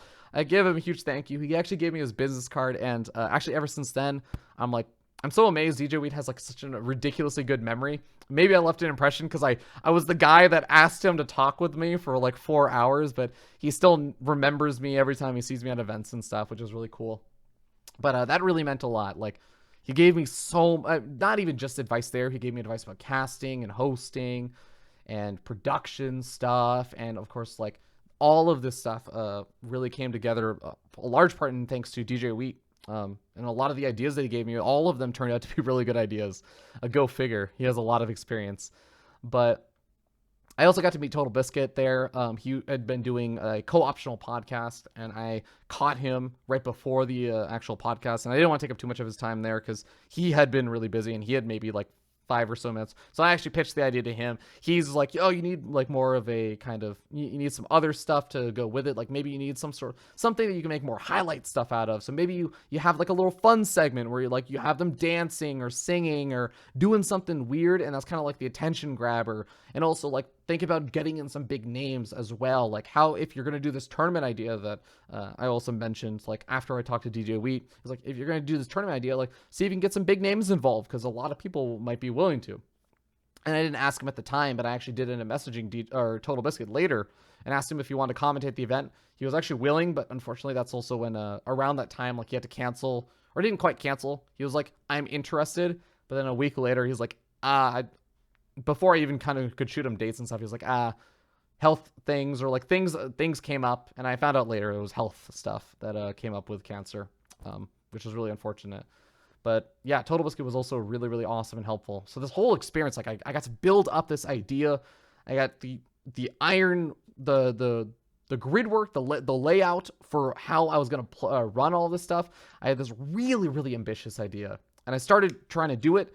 I started with a guy named Joj because I wanted like the kind of trial episode. I felt bad because I was like, this guy is probably not as good as a lot of the other people I want to do, but like, he's kind of like my test subject first. And then I wanted to do Saravati. So I did Saravati second.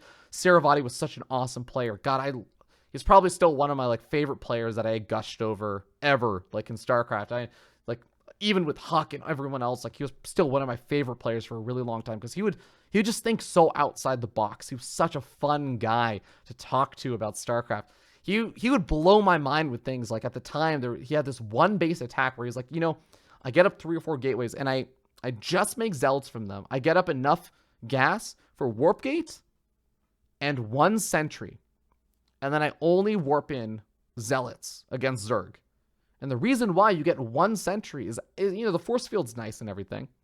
But the big part of why you got 1 sentry is like, a sentry's damage tick happens so quickly. When a sentry has that ranged attack, it does damage instantly. The moment that you right click on something, it target fires it, and then it instantly does damage. There's no like projectile or anything. It's just instant. So if you do that, and quickly target one Zergling, one Zergling, one Zergling, one Zergling. You're doing 1 tick of damage, and that 1 sentry, well microed, will be the equivalent of a +1 melee upgrade for those zealots. So those Zerglings are now going to die in 2 hits instead of 3 hits. And you didn't have to wait around and chrono boost out a +1 weapons upgrade from a forge. You just went as soon as you had your gateways and your 1 sentry. So this attack hits a lot faster, and it's still as scary as hell as long as you can micro that 1 sentry and keep it alive. And that kind of stuff just blew my mind. Oh my god. That got me excited. That was awesome. I wanted to... This is the guy that really inspired all of it. He inspired my entire investment in the North American scene, because there are cool guys like this that nobody knows about. People need to know about these kind of people. This guy is so cool. I don't care if he doesn't play at the top Korean level. This is fun StarCraft. This is proof that StarCraft can be awesome at any level of play. And he was still like a low mid-GM player, and he actually got really good and actually started competing, I would say. He got competitive with a lot of the top players, top players in like the North American scene, not necessarily the global scene. But he was really, really cool to watch. He would also do awesome other stuff. Like he'd be the player making Void Rays versus Terran and microing them really, really well before that was ever a thing. And he'd transition really quickly into Colossus, so he'd bait out Marines because you're like, I need anti-air. Let me make Marines.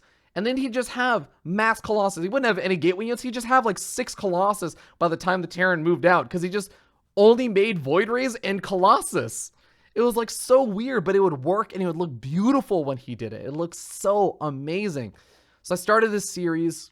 It actually didn't do very well by almost every single metric.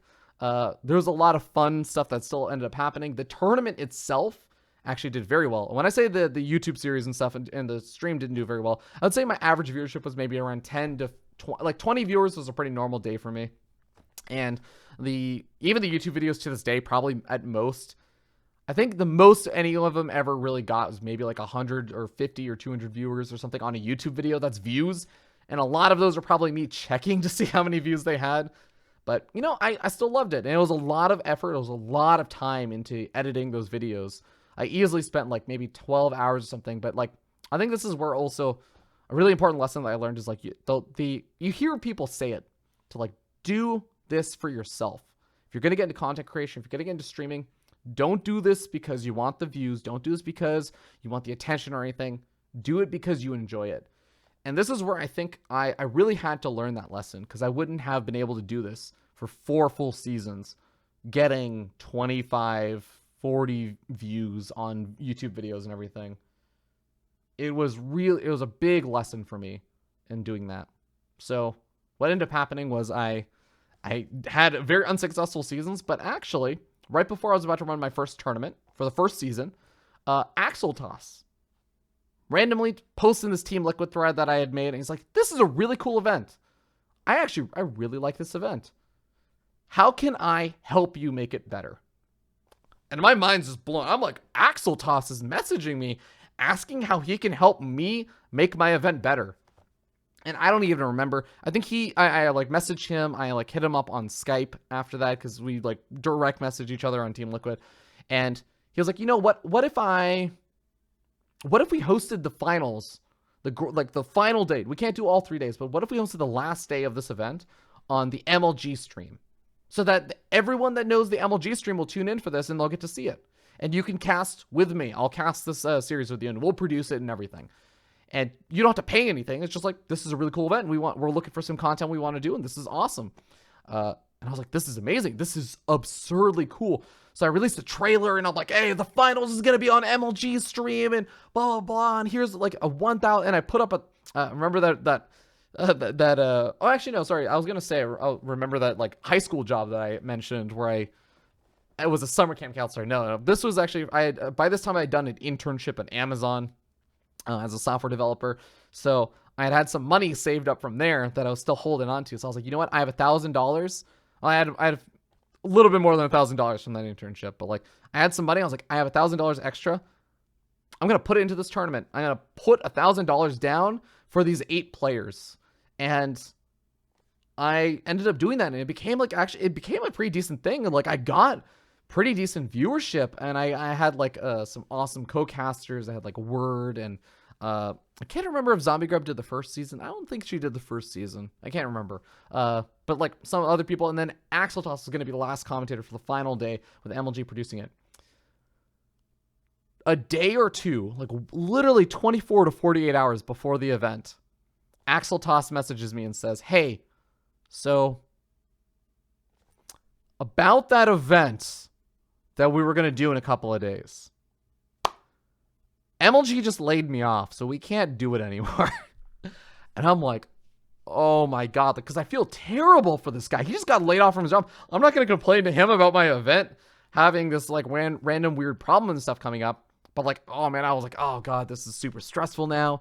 Events like, what do I do? I got to produce it on my channel. That's fine. But like, then he's like, I can still cast it if you want to. But like, I'm going to be moving and I'm going to be sleep deprived and it's going to be like not a great job for me. I'm like, if like, and I say like, if you're willing to, it'd be awesome. If not, I understand. And he's like, okay, it's fine. I'll do it.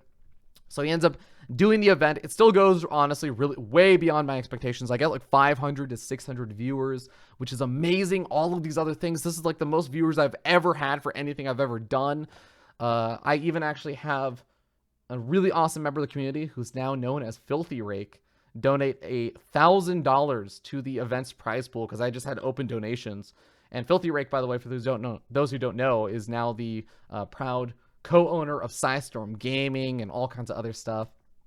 But he was a big contributor for the event. He ended up sponsoring it. I was like, what can I do for you who's giving $1,000 to this event? And he's like, oh, we can turn it into a sponsorship or something. He's like, yeah, I have a YouTube channel called Let's Kung Fu. I don't think it actually went anywhere. I don't think I'd give him much value, but that was really cool. And it was like the first time I got to deal with like people really believing in me, which was really, really awesome. So from there, that was kind of breaking out, and the Breakout Invitational was really awesome about that. I got to meet a lot of people from that as well. Total Biscuit tweeted about it, which felt really amazing. That was like, this is like a funny thing with my Twitter. I'm very specific about the tweets that I favorite. I actually favorite only tweets that I really like. They're like my bookmarks that I look through when I'm like feeling down or something.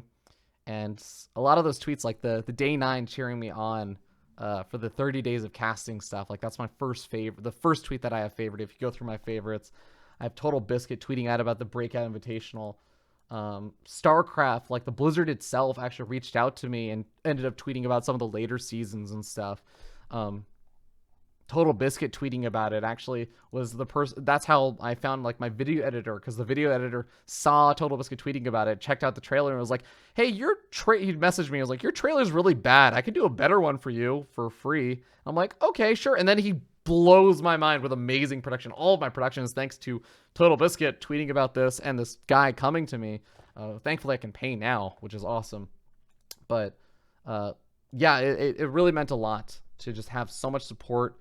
Later seasons, I got day 9 to come cast with me, and I actually have a really great story about that. But In Control, all these other awesome people came and cast, and actually it was really cool. There's a video, there's a VOD somewhere out there for a Red Bull eSports panel that Day 9 and Slasher and a couple other eSports folks were all part of, and Cholo Peon was actually on it too, I think.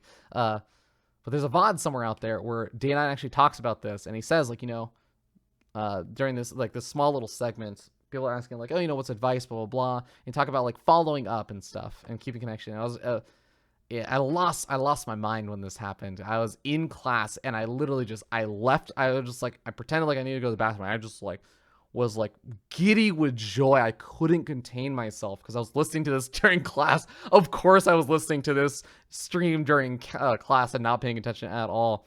But Day 9 was like, he goes through and he kind of mentions like, there was like this one guy who kind of said like, hey, I want to get to casting, and how do I do it? And he was like, oh, I just cast for 30 days. And he's like, I tell a lot of people this, and I tell a lot of people, get into cast, if you want to do something, just go fucking do it. Don't ask for anyone's permission for it. And so many people don't listen to it, but like this guy, he did it, and he like kept me up to date. And this was like the big thing he was talking about. I was like, I was tweeting at him and I was like tagging him in all these tweets and stuff. So he knew that I was doing this stuff. And eventually when I went and asked him like, hey, would you be interested in casting this tournament with me? And he knew who I was because I had done that 30-day thing. And because he had seen me kind of growing this event and stuff, he's like, yeah, you know what? I would love to, because I've seen you work your way to this point. And he was awesome. And I still actually, like, I will occasionally watch it and I'll tear up whenever I watch it. Dana, like, at the end of the thing, he has to, like, take off right before the final game of the finals in season, I think it was season 3 or something. And he just tells me, like, you know, what you're doing is awesome, all that stuff. It's like all the kind of the feels good stuff, like that positive reinforcement. And it really made me realize, like, that alongside with just even like the small things, like he would favorite the tweet that I had made when I was doing the 30 days of casting, that whole experience, and like in control, helping me out and like casting. And he was actually giving me like coaching on my casting afterwards and stuff. It made me realize, like, there's so many small things you can do, not just like in esports, but just in life, that there's so many really easy small things you can do for people that take no effort. It's so little effort for you to do something. Maybe it takes 30 seconds of your time, maybe an hour of your time, and it can mean the world to these people. Like, these people changed my entire life. I don't know what my life would be like right now if I didn't have those people impacting me in just the small ways for them that they did. But like, I wouldn't be here at all. I'd probably be wasting my time doing something absolutely useless. But man, it's amazing. And it was a really good lesson for me, of just like the impact that kind of stuff can have, just experiencing it firsthand. And it always upset me now, because there were still memes around this time of old boys club and stuff. This is getting to like 2014 of like, oh man, you know, the old boys club keeping people down. I'd be like, no, fuck you guys. All these people are nothing short of amazing and helpful and everything.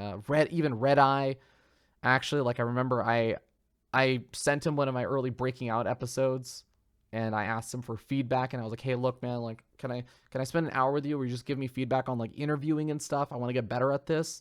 I'm willing to pay you. Just let me know what your like coaching rate is or something like this. And he's just like, no, screw the coaching rate. Keep the money, put it to a tournament, or keep it for your food or whatever. Like, just, I'm free at this time. I'm really busy. And he did it on the day that he had like broadcasts, he had like an IEM broadcast, like an important one or something going on. So he like was like, okay, I'm free at this time. And it was like 5 a.m. for me. I was like, get up at 5 a.m. to talk to Red Eye, hop on Skype and stuff. He gave me a bunch of early feedback. He's actually the reason why I have these behind the ear headphones, so it doesn't look like I have these massive headset on, and like all these random small things impacting me, and talking about my background and the framing. I used to actually have like my framing on my camera was probably like closer to something like this or something. And he was like, no, get more of the lower half. You'll look more huge. Like, all of these small pieces of advice that have just stuck with me and have helped me improve and grow my stuff. I'm so thankful. There's like so many people who have helped me get to like this point. And I learned a lot of that through those years of 2013, 2014. 2014 was another year where I got to meet so many people. 2014 was like a big year for me, because this was the year that I really started attending a lot more events. And this is where I started making a lot more friends. And I remember it was a fateful tweet. A fateful tweet changed my entire experience with like the people I hung out with and everything in esports, because I was at MLG Anaheim 2014. This is the first event I had been to where I didn't know anyone. I knew of people, but I didn't really know anyone. It was the first one I would say I was really attending as like more of a content creator in a way, but nobody really knew me for the most part. Maybe some of like the niche players or something knew me because I had talked with them or interviewed them for breaking out and stuff, but I was still pretty like nobody really knew me. And I didn't have any friends that I personally knew. Like MLG Anaheim 2011, I went with BlitzDota. He was my tag along friend that I was with the whole time. I went to MLG Columbus 2012 with all of my friends from my collegiate Star League club. This time I was just going by myself. I had a hotel by myself and everything. And around this time I also was like, I had graduated and I was working full-time job and all that stuff. So I had money now, at least. So renting a hotel room for myself was not a big deal. But MLG Anaheim 2014, I'm sitting there. It's the day before the event, and I just see this tweet from Rifkin, who was actually one of the guys who had done a bunch of the voiceovers stuff for like Breakout Invitational trailers. He had actually hosted this, or like not hosted, he did the old school version of a host, which is a raid, which is not what raiding is today on Twitch. But he basically literally just told people on his stream after a broadcast, go check out this channel, and he would link it in the chat, and everyone would just go over. It's all a manual process for every individual viewer to go check it out. But he helped me with one of the broadcasts, the early breakout invitationals. So I kind of knew him from that. And he was like, he made a random ambiguous tweet to just general public, like, who is here? I want to hang out with people. And this was the first event he had gone for. He was like, I'm at the pool in the Marriott. And I'm like, I'm at the Marriott. I know where the pool is. So I go down and I meet this guy. And I'm like, first person, like, he actually recognizes me a little bit. And I'm like, hey, cool. So we end up hanging out. Rifkin ends up hanging out with Zombie Grub. And I'm like, hey, Zombie Grub, that person that, like, I've kind of interacted with a little bit, but not really that much. And actually from there, like, Zombie Grub, Rifkin, and I think also, like, Lycan or there was somebody else. We all just ended up hanging out for the entire event. And I got to meet, like, Tempo and all these other people. Tempo was actually someone I'd been able to cast with online as well. It was just, like, a bunch of really cool stuff. People that I got to meet. All, like, the Dust eSports or the Dust Gaming folks, and Clarity Gaming, and all the semi-pros, all the players that I actually got to hang out with. Actually, you know what? I take it back. I did not get a hotel room by myself. I actually specifically remember this. I got a hotel room with Bales. Oh, yes. I got a hotel room with Bales and somebody else. But I remember distinctly that Bales was... I was paying for the half the hotel room. The other person I was staying with was paying for half the hotel room. And then Bales was sleeping on the floor because he didn't pay for any of the hotel rooms, so we kicked him off on the floor and he was sleeping there. So I always like to drop in the awkward line that I slept next to Bales. Like, I woke up to Bales from my bed once or something. I like to word it very awkwardly and make it sound like something that's clearly not. But anyways, but I got to fanboy over all the players I have been talking with and highlighting and everything. And of course, it was just an awesome event in general. And just that year, I got to, from there, like, I got to go to WCS Toronto, hung out with the exact same crew. It was actually, this time, it was Rifkin, Zombie Grub, and I think also Lycan. And we all got, like, a hotel room together. It was like 4 of us in one hotel room. It was super cramped, but it was a lot of fun. And we went to BlizzCon, and I think we also all got a room together. I think that this time, was it? I don't think it was Oli Moly. I can't remember who we actually got the hotel room with, but, like, it was still 4 of us and, like, all hanging out together. So I really I feel like 2014 was the year that I really started making a lot more friends, and I really feel like I was a lot more ingrained in the StarCraft community. I was becoming more of a content creator and stuff, and it felt good. And, like, 2015, I think 2015, like, not a whole lot happened. Like, I got to do some really cool stuff. Like, a lot did happen, but it was kind of like just continuing on. I started up new projects. I actually ended up creating a new tournament called Ladder Heroes that's still running to this day and is actually, like, sponsored by Blizzard. Well, running to this day. It's starting back up in August after a hiatus. But I got to do, like, a lot of cool stuff. I went to Korea, actually, in 2015 with Zombie Grub. So I got to go for one of the Pro League finals, and we kind of toured around. At this time, like, I was pretty good friends with Base Trade in general. We were playing, like, Dungeons and Dragons together. And then I had also met, like, Oli Moly and Gillyweed through Base Trade and stuff. And we were just, I think it was like, I think 2014, 2015 was, like, the years that I really learned what it meant to really have StarCraft friends and stuff. And that was awesome. I'm so grateful for that, because without them, I think I don't know I would have lasted this long by just sort of being on my own and kind of like a little island like I was before, where it was like occasional interaction, but just mostly like very occasional, hey, like, let's talk with, like, Real Nan Man, or let's talk with Word, or let's occasionally hang out or talk with Tempo, but it would be like a once every couple of weeks kind of thing. Whereas this was like, I was talking with them every day. These are, like, my pals. These are my friends, online at least. So, I want to kind of fast forward. So 2016 was, like, a big year in terms of, like, professional development. So kind of, like, move a little faster through time. 2016 was the year, January, so at the end of 2015, I actually quit my job at Amazon. I was living in Seattle, and I had said, okay, you know what? It's time to move back to the Bay Area, move back to San Francisco. This is where I grew up and all that stuff. So I quit my job after I interviewed around and got a new job first, and then I quit my job. And I had like a month and a half or two where I was totally free. I just decided to take basically a month and a half off from work. And it was really awesome because I basically just got to focus on StarCraft casting. And I had been doing occasional guest commentaries on Base Trade at that point. Base Trade TV, which was like a really big thing for me because it was like thousands of people instead of just like a few hundred people or something that I was used to doing. So it was a big growth for me. And in January 2016, and of course I was friends with all these guys like Zombiegrove and Rifkin and Oli Moly. Like I was super good friends with all of them. So Rifkin and Zombiegrove were like, and I guess also Oli Moly. Oli Moly joined at the same time as me, I think, officially at least. But they kind of said like, hey, do you want to join Base Trade TV? And I was like, fuck yeah, dude, this is awesome. And it's timed out perfectly with like me kind of having some time off from work where I just got to focus and I got to experience what it was like to be full-time in esports, just casting. I was making a little bits and pieces of money, but really not that much. It was maybe like a few $100s or something a month. Still pretty substantial, way more substantial money than anything else. Cause I was very adamant about not really monetizing anything I was doing before. Like I barely got donations. I was very small streamer. Like my tournaments and stuff outside of Breakout Invitational were maybe getting like 100 to 50 to 100 viewers. So still pretty small. And Breakout Invitational with like, I think peaked out with day 9 casting at like 2.5K viewers, which is awesome. But yeah, casting on Base Trade TV was really cool. That was a really different experience for me also. And it was like, I got to work with them for about 8 or 9 months. And working with your friends can be really cool, but sometimes you butt heads and sometimes it doesn't go as well.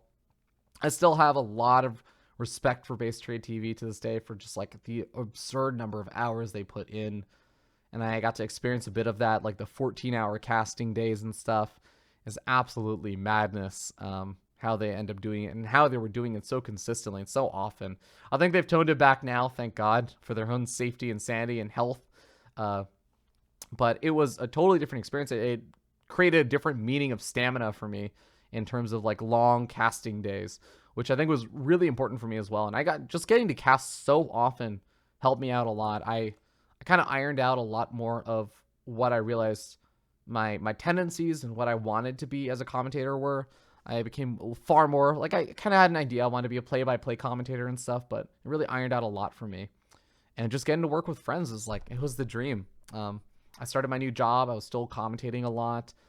And it was finally like I think I also got to attend a couple of events that year. I'm trying to think of some of them. Oh, actually, yeah, sorry. I got to actually, so a little bit after I ended up joining Base Trade TV, I actually got also invited to cast my first live event. It's an event that some of you guys might know. We haven't had one for a little bit. It's been about like, it happens like maybe once a year now. It's called Kings of the North. So this was the first Kings of the North that they were going to do. That was an offline event. There was an original Kings of the North that happened like 2014. So 2 years prior to this. But it was all online. I wasn't a part of it or anything. And it was a much smaller scale event. This one, they wanted to do a home story cup style event where they got in 8 players, just 8 players, because still very small budget. But they flew in 8 players from around North America, and it was in a house. All the players would just live in the house for those 3 days or so, and 2 commentators would also live there and commentate every single one of the games. It was just 2 commentators, and they casted every single series for about 8 to 12-hour days, which was pretty intense. Base Trade TV helped prepare me a little bit for that with the crazy long days. But it was really awesome. It was a crazy experience where I got to finally cast and meet a lot of these other people. I got to actually meet Scarlet, who I had sort of become. I don't think that I was truly friends with Scarlet at the time. I feel like that would be selling it a little bit too much. But I was certainly, I would say, friendly with Scarlet. I was like kind of becoming friends with her. So she was there, Neeb was there, and this is right before DreamHack Austin of 2016, where he got into the finals versus Hydra and lost. So this is right before the brink of Neeb breaking out as this absolute legend of the North American and just the Starcraft, the eSports scene. Right before all of this kind of stuff started happening for him. So I got to see him there. He made it to the finals and face off versus Masa. Desro was there. Huck was there. It was such a cool and awesome event. I had a lot of fun there. But right before that, I also got to cast Cheesadelphia too. And Cheesadelphia is another really great event in North America. These are small LAN events where I got this experience. I'm so grateful to Drekken for Kings of the North and Joe for Cheesadelphia and letting me go in. Cheesadelphia was actually a funny one too, because I wasn't one of the actual official commentators. I just messaged Joe and I was like, hey, look, man, I'm going to be here.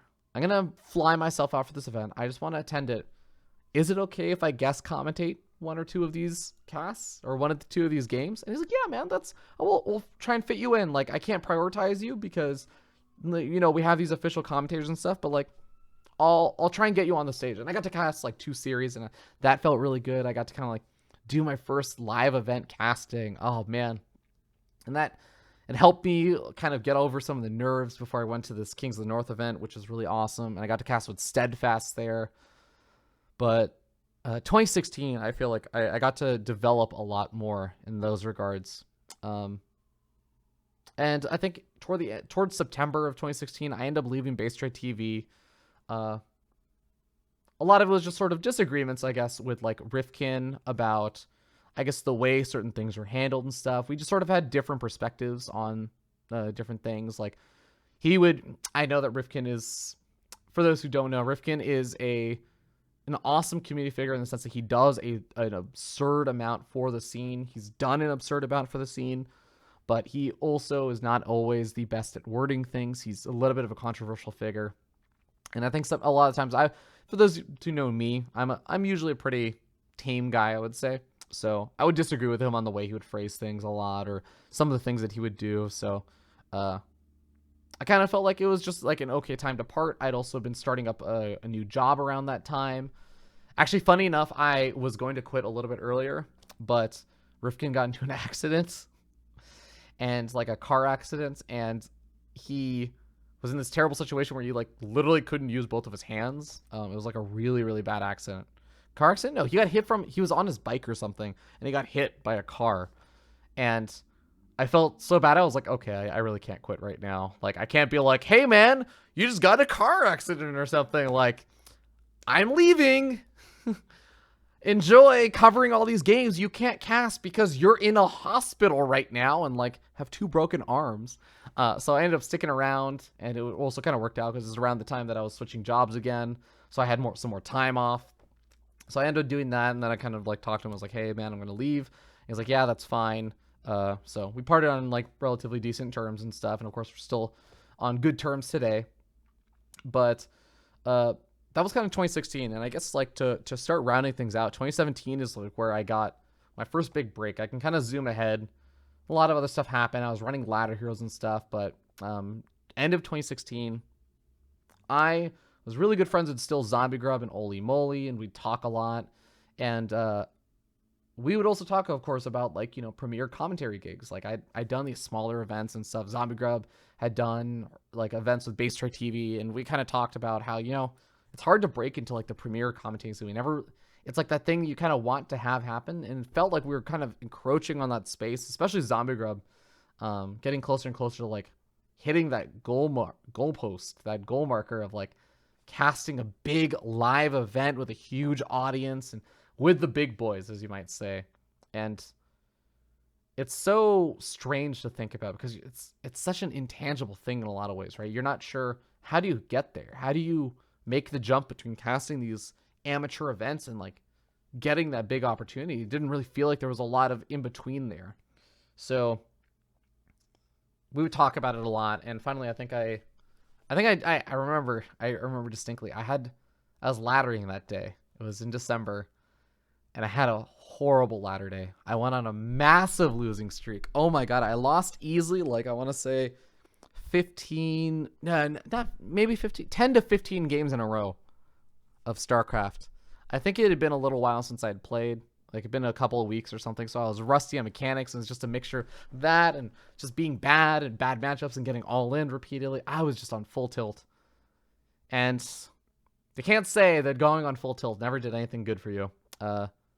The thing that I decided to do, I lost all self-confidence, and any restriction. You know what? I kind of went into just fuck it mode. Just fuck it. Let's just do whatever impulses come forward. And the impulse that came forward was actually messaging a really awesome guy by the name of Heyoka, who works at DreamHack. And I said, hey man, who do I talk to? Like, who is in charge of like hiring for these commentary gigs? Is it like DreamHack or whatever? Like, who's doing this stuff? Because I would love to get my name out there as someone who's interested. Like, or I want to just talk to someone. I want to know, what do I need to do to bridge that gap? What do I need to do to get there?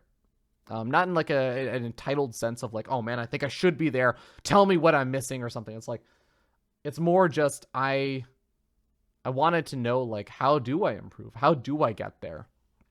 And Heyoka forwarded me to another guy at Blizzard who was actually going to handle it from the year going forward, 2017. And I shot a message to this guy. I said, hey, look, I'm interested, etc. Like, I want to get into this. Would you be willing to like look at some of my commentary, give me some feedback, tell me what I can do to better myself to eventually make it onto that big stage? And it took a while. Took about a month. He eventually got back to me actually, and responded and said, hey, you know, like I'd love to take a look at your stuff, and I'll give you some feedback. And it took a while. It took a couple of months. But he did finally eventually get back to me after a couple of pings. Like, I'd like wait a month and a half, and I'd like set a calendar reminder or something because I was so anxious about like getting this feedback. I'd be like, hey man, just wanted to check in, see if you got a chance to look at the video. If not, it's no big deal. I totally understand. You're really busy and blah, blah, blah. And like, you know, like I'm trying to undersell myself. I'm like, oh, I don't want to be that guy right now. That's just like annoying you. But like, if you have a chance, maybe, possibly, please look at my video or look at my cast. Funny thing is, he actually never gave me feedback on the cast. It actually just kind of went dark for a while. And funny enough, later that year, I ended up going to Korea with Zombie Grub again. We were going for GSL finals this time.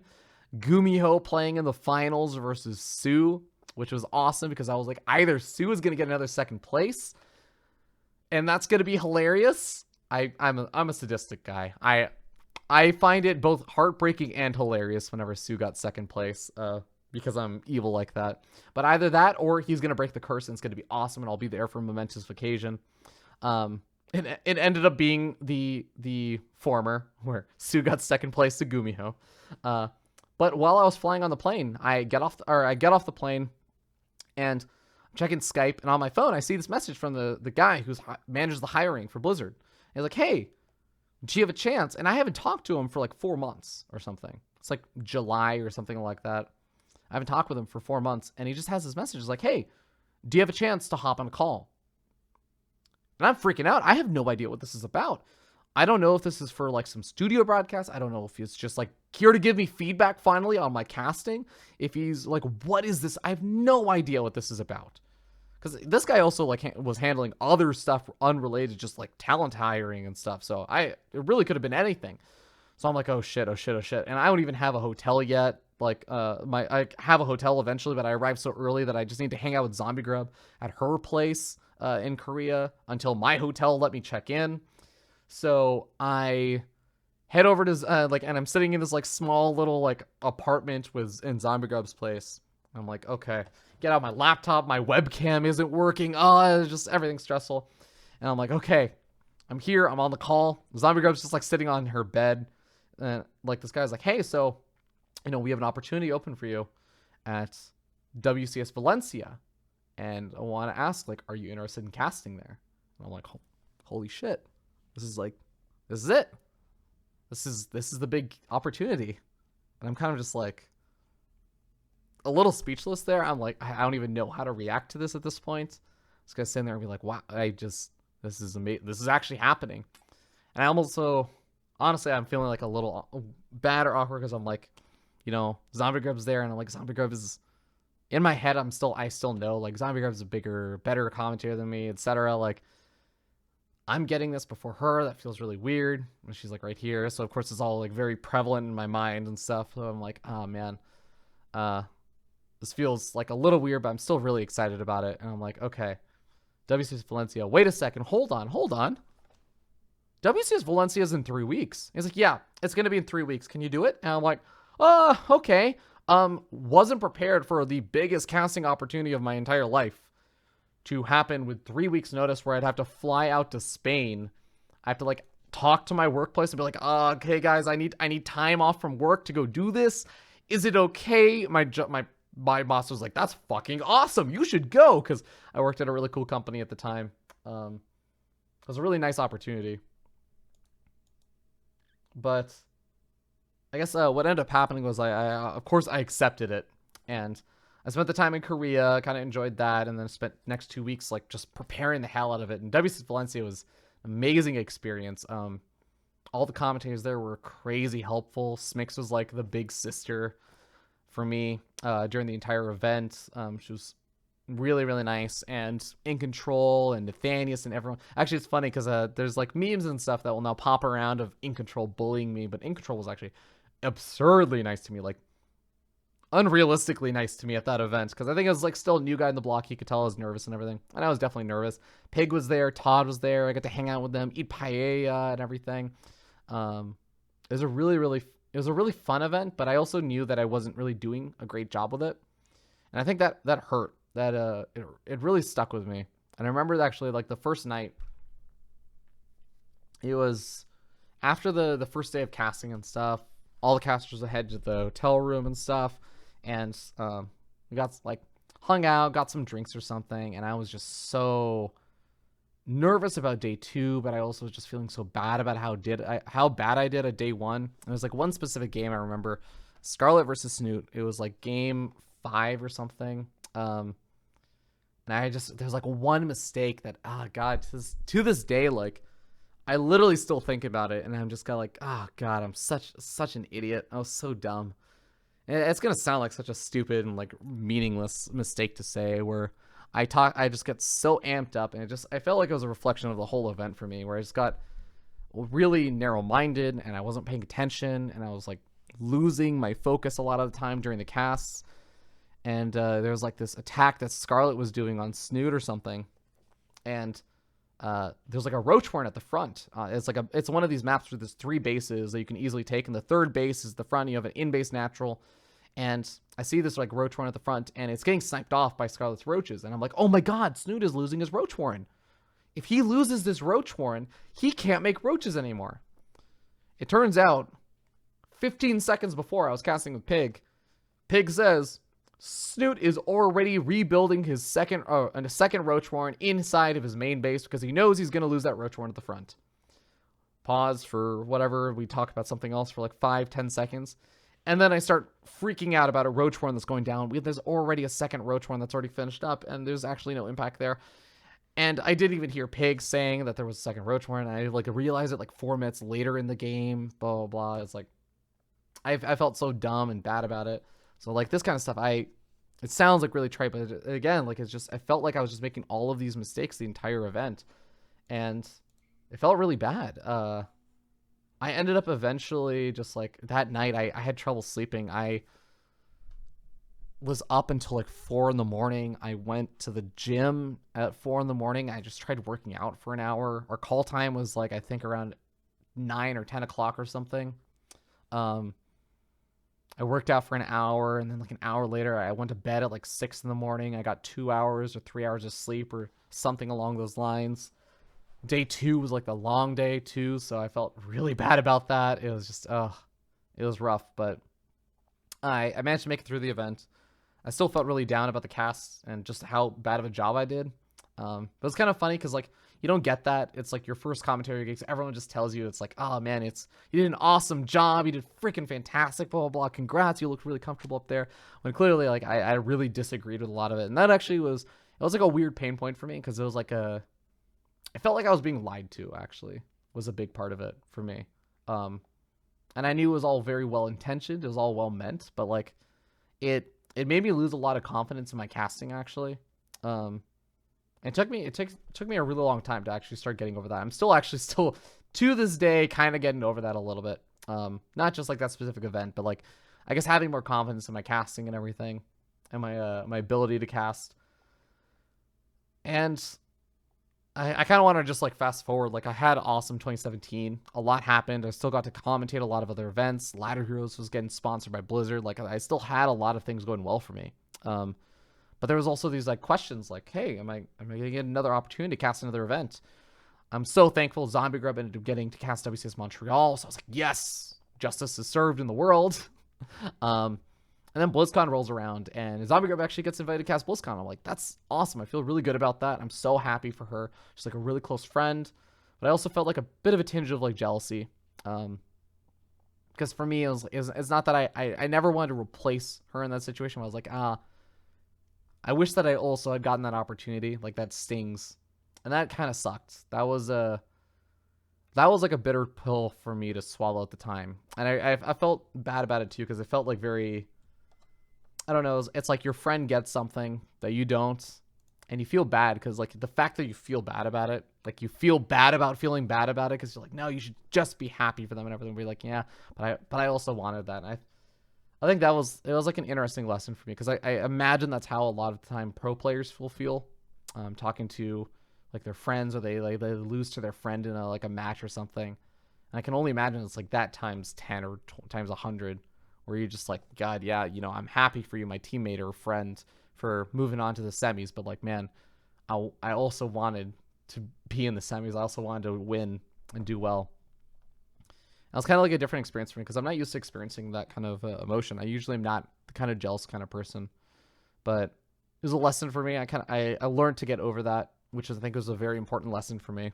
In 2017, I didn't really have much reason to complain, because around January, the company that I was working at was like in a weird place. I actually had a lot more time than I normally would have.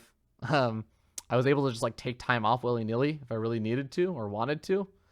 And what ended up happening was like I just, January rolls around and I just started getting a swarm of opportunities all at once, all at this exact moment in time where my work was okay with me taking off a massive amount. It was first, I get contacted by DreamHack saying, hey, we need a last minute observer for WCS Leipzig. Do you want to observe for the events? I'm like, oh, it's not casting, but like, hell yeah, I get to go for a WCS event. Like, this is awesome. So I'm doing that. And in the middle of the event, I hear back from Twitch, who says, hey, there's this hosting workshop thing that you applied for like a month ago, which is basically literally just, it's a workshop in San Francisco, which is where I live. And they give you advice and lessons on hosting and being an interviewer and stuff. And I'm like, yeah, this sounds awesome. It's a good skill set to have, as DJ Wheat told me so long ago. So I was like, hey, I got accepted for that. And I was going to be allowed to learn from like Anna Prosser and Rachel Seltzer, who's like Seltzer Please now. Like a bunch of other awesome people, DJ Weed, etc. So I hear back from them and I'm like, okay, cool. I'm going to do that as soon as I get back. And then while I'm also still on the Leipzig trip, I hear back from, or I hear not back, I just hear randomly from ESL saying, hey, we want you to come to Poland to cast IEM Pyeongchang, which is such a weird thing, right? Let me put that into perspective. They wanted to fly me, and also it turned out Zombie Grub, as I found out later. They wanted to fly myself and Zombie Grub out from United States, California, to Poland for one day of a broadcast of a tournament that wasn't happening in Poland. It was happening in South Korea, IEM Pyeongchang. And they only wanted us there for that one day. And I remember we flew out. It was like a 12 or 14 hour journey for me. We get there. Broadcast is like maybe 5, or it's like maybe 6 or 7 hours after we land. So like we get there, try and sleep or something, or like our call time is, at least. So we have to like wake up and stuff. Zombie Grub and I like talk in the hotel room, talk about the stories and everything. We get amped up. We try and predict what series we're going to get to cast and stuff based on who we think the main stage is going to grab. We're totally wrong about this. Main stage actually gives us some awesome games we thought. All of the series end up being 3-0s. There was not a single, it was a best of 5s for all of them. And all of them just ended super one-sidedly. And we are basically on the broadcast. Like the broadcast lasts for maybe 4 or 5 hours because we have to wait for the mainstream to like do their series before we can move to the next one. But total airtime, we're maybe casting for 2.5 hours. So we fly out to Poland for 14.5 hours, get our 2 days or whatever of the hotel or something, 2 nights, just stay there, fly back for 14 hours, get paid a decent amount as well, and we're only casting for 2.5 hours. That was a very special and memorable trip. But I actually had a lot of fun with that. It was a really cool experience. I think that was really like it was like for me just getting to live the esports life, because I got to do that in Leipzig and do this hosting workshop. Everything was just back to back. It was just a full month of effectively living StarCraft full time, and it was a weird thing because I hadn't really lived esports full time before. There was like maybe something close to it where I'd done the base trade event or base trade stuff for a month when I was taking off time from work, but it wasn't quite the same. I wasn't really traveling around or anything. This was like really what the esports life was, going from event to event as like a full-time person. And it surprised me because I was like, I really enjoyed this actually. It's not something I hate. It's something I'm actually really okay with, traveling and going for these events and getting to meet everyone and see all my friends, etc. So unfortunately, the dream sort of ended there. I think I kind of, after that, I got to do an IEM Katowice broadcast from home and stuff, which was fun. But I didn't really get to travel for a little bit. And it wasn't until later I actually I got reached out to by Mark Olberts also, who's the guy who handles all the talent hiring and stuff. And he actually reached out to me and was like, hey, so first of all, do you want to cast WCS Austin? And I finally got the kind of redemption arc there. And I was like, I did a shit job with WCS Valencia. And I got that second opportunity. I didn't blow it so badly, because this entire time I just sort of been left in the dark. And I was like, I don't know. They got Zombie Girl for BlizzCon. They didn't get me. They didn't ask me to return.